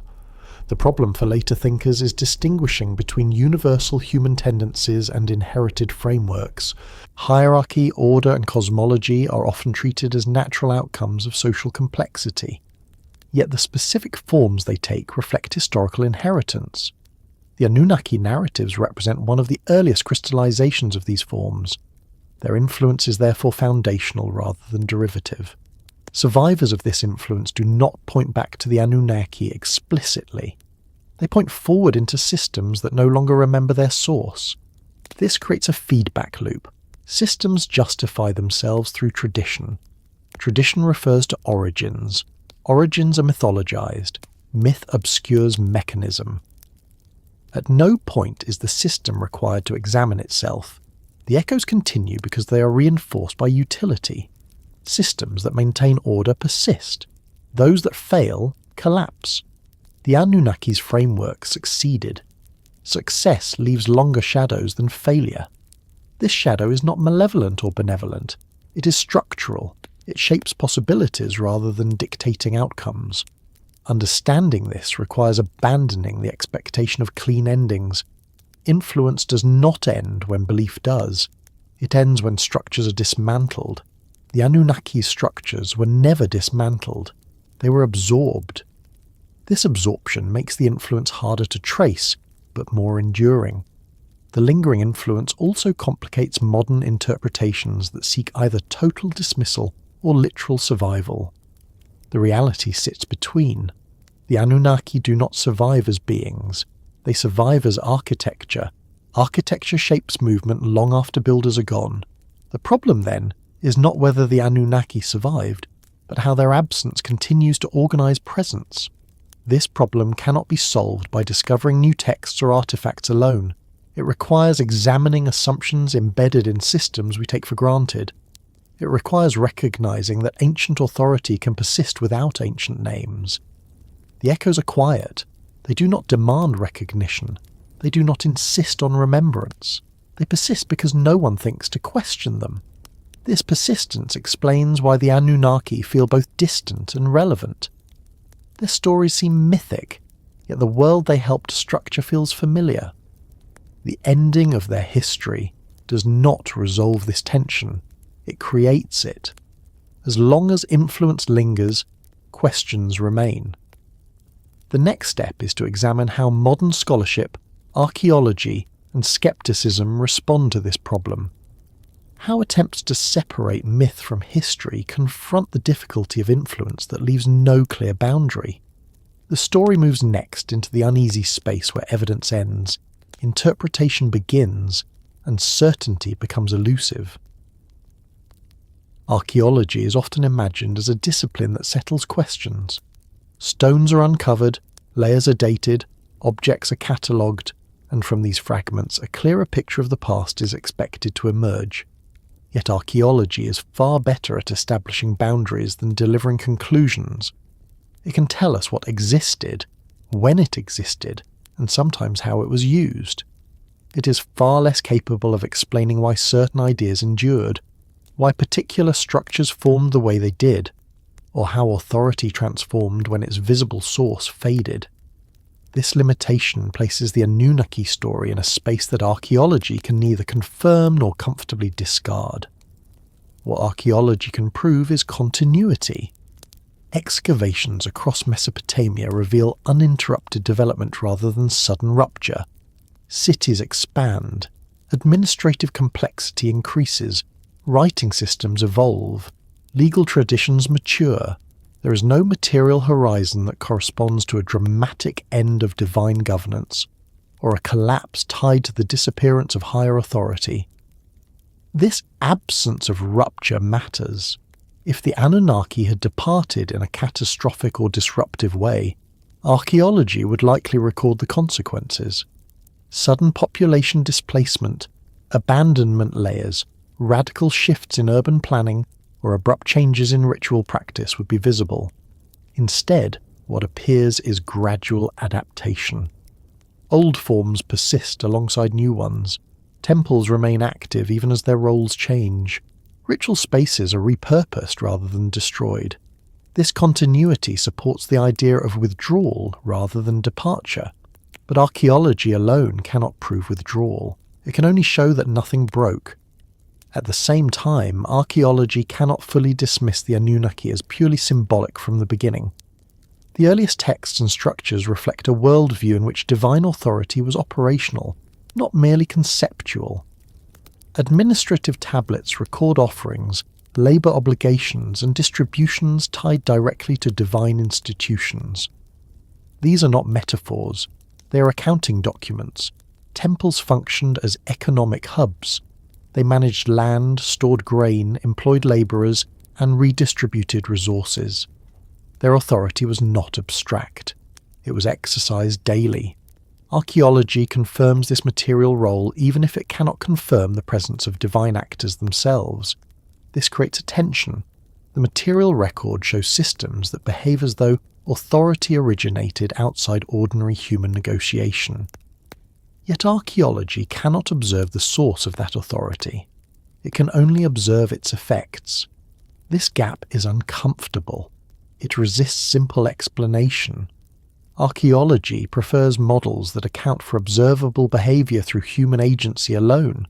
Yet early Mesopotamian systems do not align neatly with purely emergent social organisation. Their complexity appears rapidly. Their legitimacy is framed externally. Their structure is remarkably durable. None of this requires non-human actors. But neither does it rule out the historical role of externalized authority as more than symbolic at its inception. Archaeology can trace how authority becomes internalized, but it struggles to explain why it was externalized so completely in the first place. The Anunnaki narratives fill that explanatory role within the culture itself, but archaeology cannot evaluate the narrative's ontological claims. It can only assess their function. This is where dismissal often occurs. Because archaeology cannot confirm divine presence, it is tempting to treat the Anunnaki as literary devices from the outset. Yet this approach risks anachronism. It assumes modern distinctions between metaphor and reality that did not exist in early civilizations. For the people who built these systems, the Anunnaki were not optional explanations. They were the framework within which authority made sense. Archaeology confirms the framework existed. It cannot tell us whether it was experienced as symbolic or literal. The discipline also struggles with transitions that leave no debris. Withdrawal leaves habits, not ruins. Archaeology is optimized for collapse, conquest, and construction. It is less suited to detecting shifts in attribution, emphasis, or world view. This limitation explains why archaeology often appears silent on the Anunnaki's ending. There is no clear layer where divine governance stops. Instead, there is a long stretch of continuity where divine language persists but divine action recedes. That receding is visible only indirectly. It appears in textual tone, in ritual standardization, in the growing prominence of human administration. These are patterns rather than events. Patterns are difficult to prove conclusively. They invite interpretation. This is where skepticism enters. Modern scholarship rightly avoids claims that exceed evidence.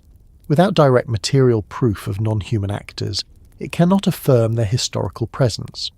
Yet absence of proof is not proof of absence, especially when the question concerns attribution rather than material existence. Archaeology cannot prove that the Anunnaki were present as beings, but it also cannot fully dismiss the possibility that early societies experienced authority in ways that do not map neatly onto modern categories of myth and fiction. What archaeology does show is that something changed.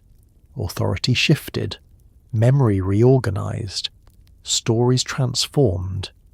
These changes require explanation.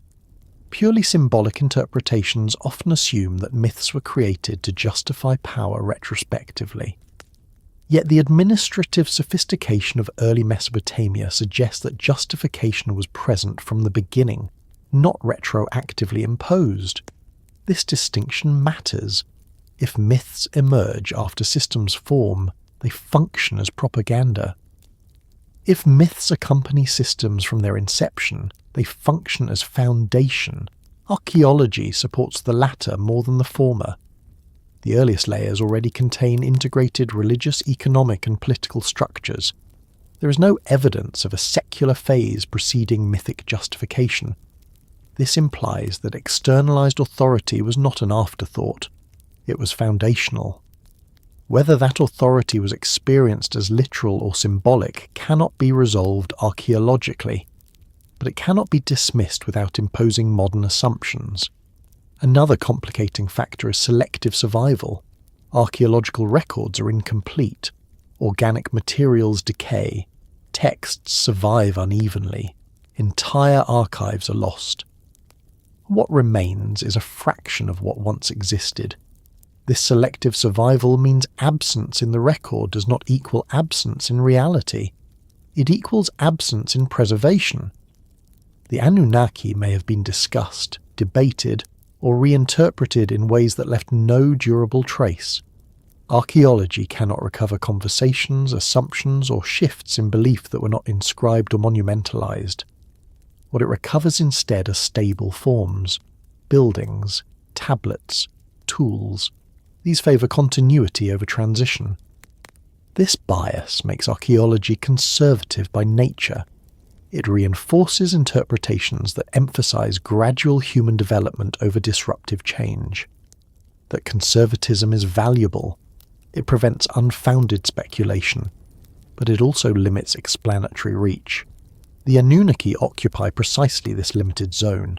They are central to early self-understanding, yet elusive in material terms. Archaeology can map their symbolic presence and institutional impact, but not their experiential reality. This creates a boundary that modern inquiry cannot cross without speculation. The responsible position is not certainty, but restraint. Restraint does not mean dismissal, it means acknowledging ambiguity. Archaeology cannot prove that the Anunnaki were external beings who governed humanity.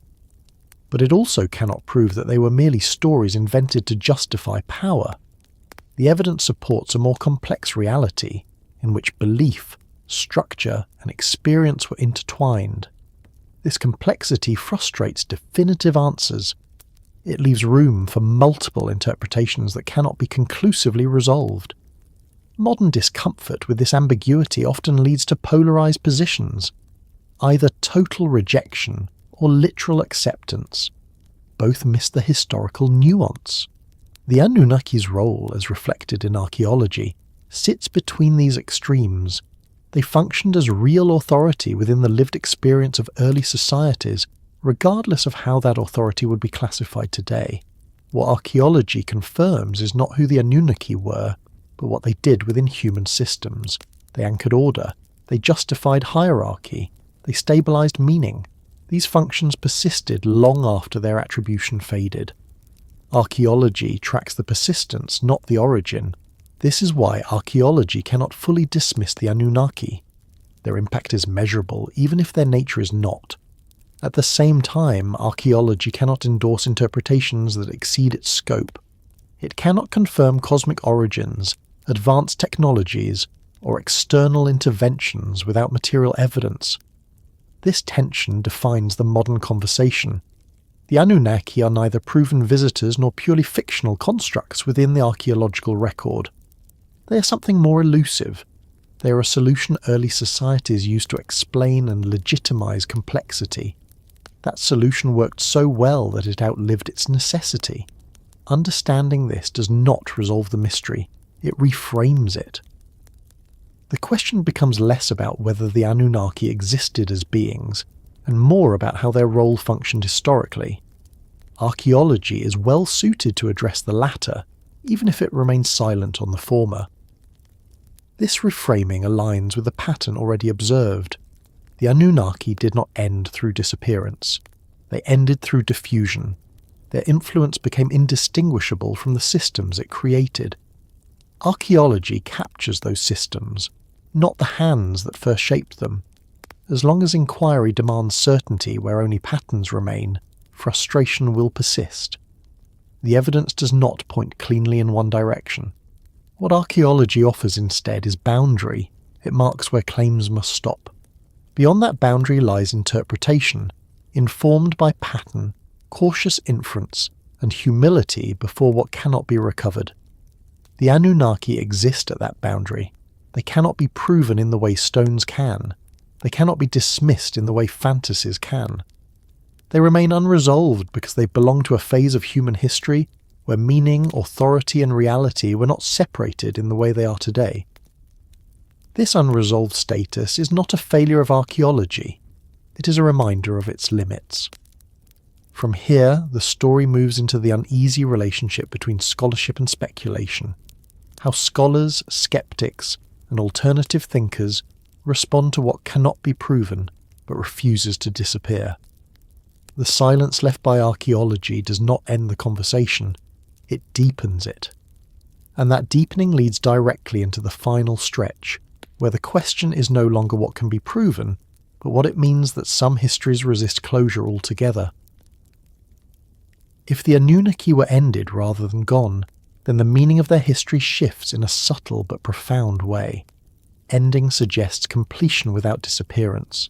It suggests a process that reached stability rather than a presence that fled or failed. This distinction matters because it reframes the entire narrative, not as a mystery of vanishing gods, but as a case study in how authority, once externalized, can dissolve into structure so completely that it no longer needs a name. An ending without departure implies that nothing dramatic interrupted the flow of history. No invasion, no rebellion, no cosmic return home. Instead, it implies that the conditions which once required the Anunnaki cease to exist. When a role is no longer necessary, it does not need to be filled or vacated. It simply stops being performed. To understand what that means, it helps to consider how power operates over long periods of time. Power rarely persists in its original form. It migrates, it hides, it embeds itself in habits, expectations, and institutions.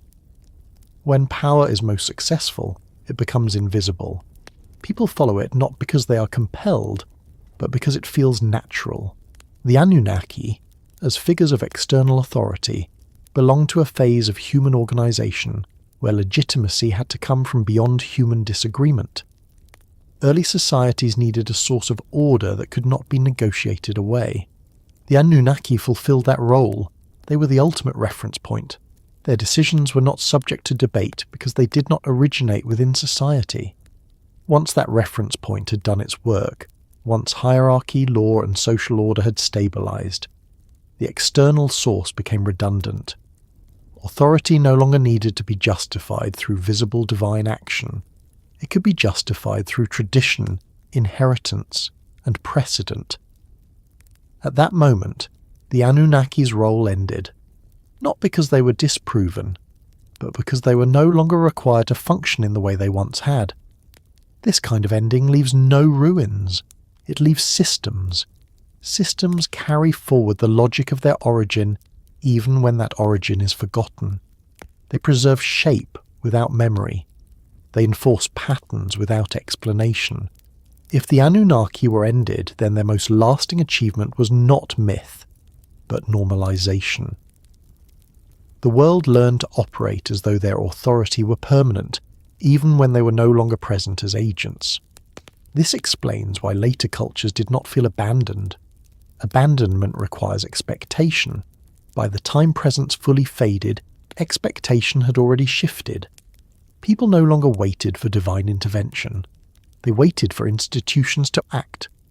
Waiting is a measure of belief. When belief changes, waiting follows.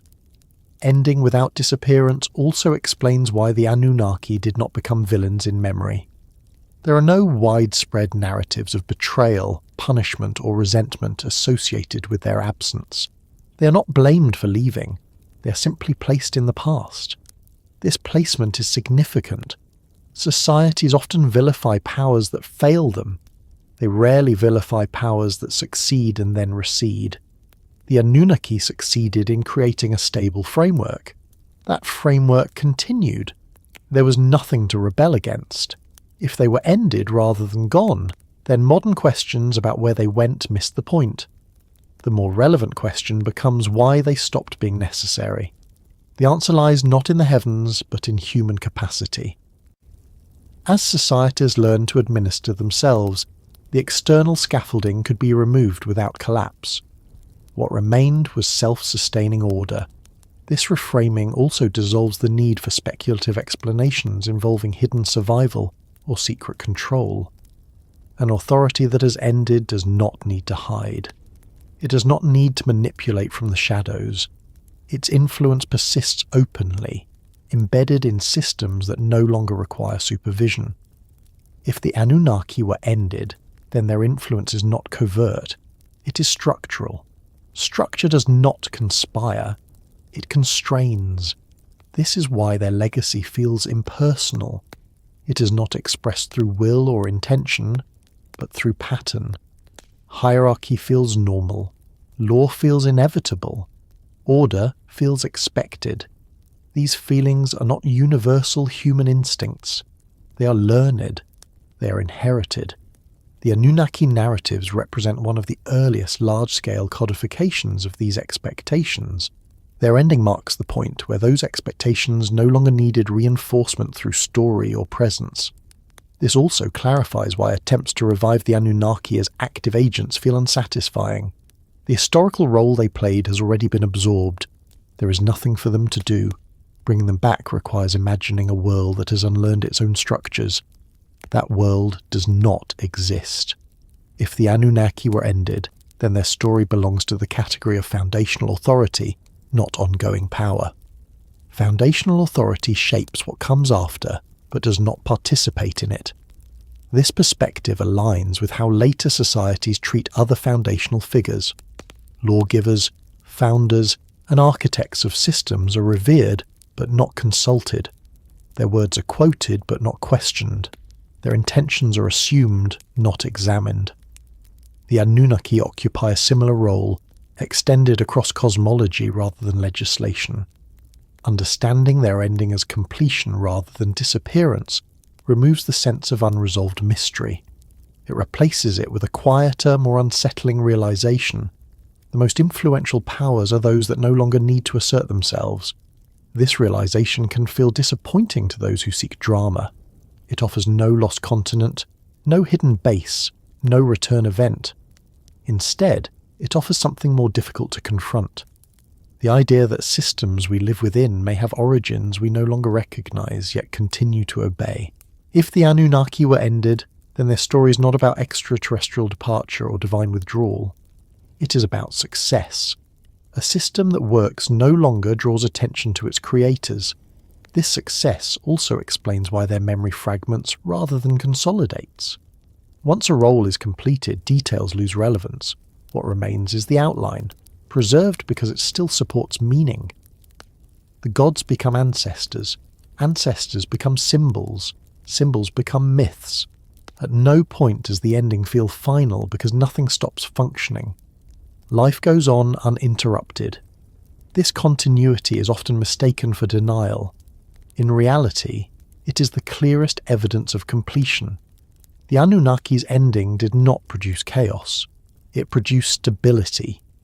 Stability is rarely recognized as an ending because it looks like continuation. But continuation without source is precisely what an ending creates. This interpretation also reframes modern debates. The question is not whether the Anunnaki still exist somewhere, watching or controlling.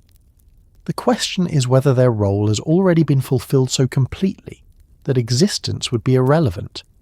If they were ended, then their influence survives without agency. Their authority survives without intention. Their presence survives without awareness. This is not haunting. It is inheritance. Inheritance is powerful because it feels natural. It does not ask permission. It does not announce itself. The Anunnaki's true legacy may therefore be invisible precisely because it is everywhere. When people speak of order, law, hierarchy and destiny as self-evident features of the world, they echo ancient assumptions without knowing it. Those assumptions did not emerge spontaneously. They were taught, reinforced, and stabilized across generations. The Anunnaki were one of the earliest narrative frameworks through which those assumptions were anchored. Their ending marks the moment when the framework no longer needed reinforcement. This does not diminish their importance. It magnifies it. The most influential structures are those that persist without maintenance. If the Anunnaki were ended, then the story is not about loss, concealment, or suppression. It is about transition from explicit authority to implicit order. That transition is irreversible. Once authority becomes implicit, it cannot easily be made explicit again. It would feel artificial, intrusive, unnecessary. This explains why later revivals of ancient gods often feel symbolic rather than authoritative. They can inspire, but they cannot govern. The governing function has moved elsewhere. If the Anunnaki were ended, then their ending was not a failure of belief, but a culmination of it. Belief succeeded so thoroughly that it no longer needed an object. This perspective invites a different kind of reflection, not about ancient visitors, but about modern systems, about which authorities we no longer question because they feel given, about which structures persist without justification because their origins are no longer visible. The Anunnaki's ending is therefore not only about the past, it is about the present. It asks what it means when power disappears into normality. It asks whether endings always look like loss, or whether some look like permanence. It suggests that the most complete endings leave no trace of departure at all. Only a world that continues exactly as before, unaware that anything has changed. From here, the story reaches its final movement, not toward resolution, but toward reflection. The question is no longer what happened to the Anunnaki, but what it means that their ending feels so difficult to locate. That difficulty is itself the answer. Their history did not end with a line drawn across time. It ended by becoming indistinguishable from the world that followed. Some histories resist endings not because something is missing, but because nothing ever truly stopped. They taper instead of conclude. They thin rather than break.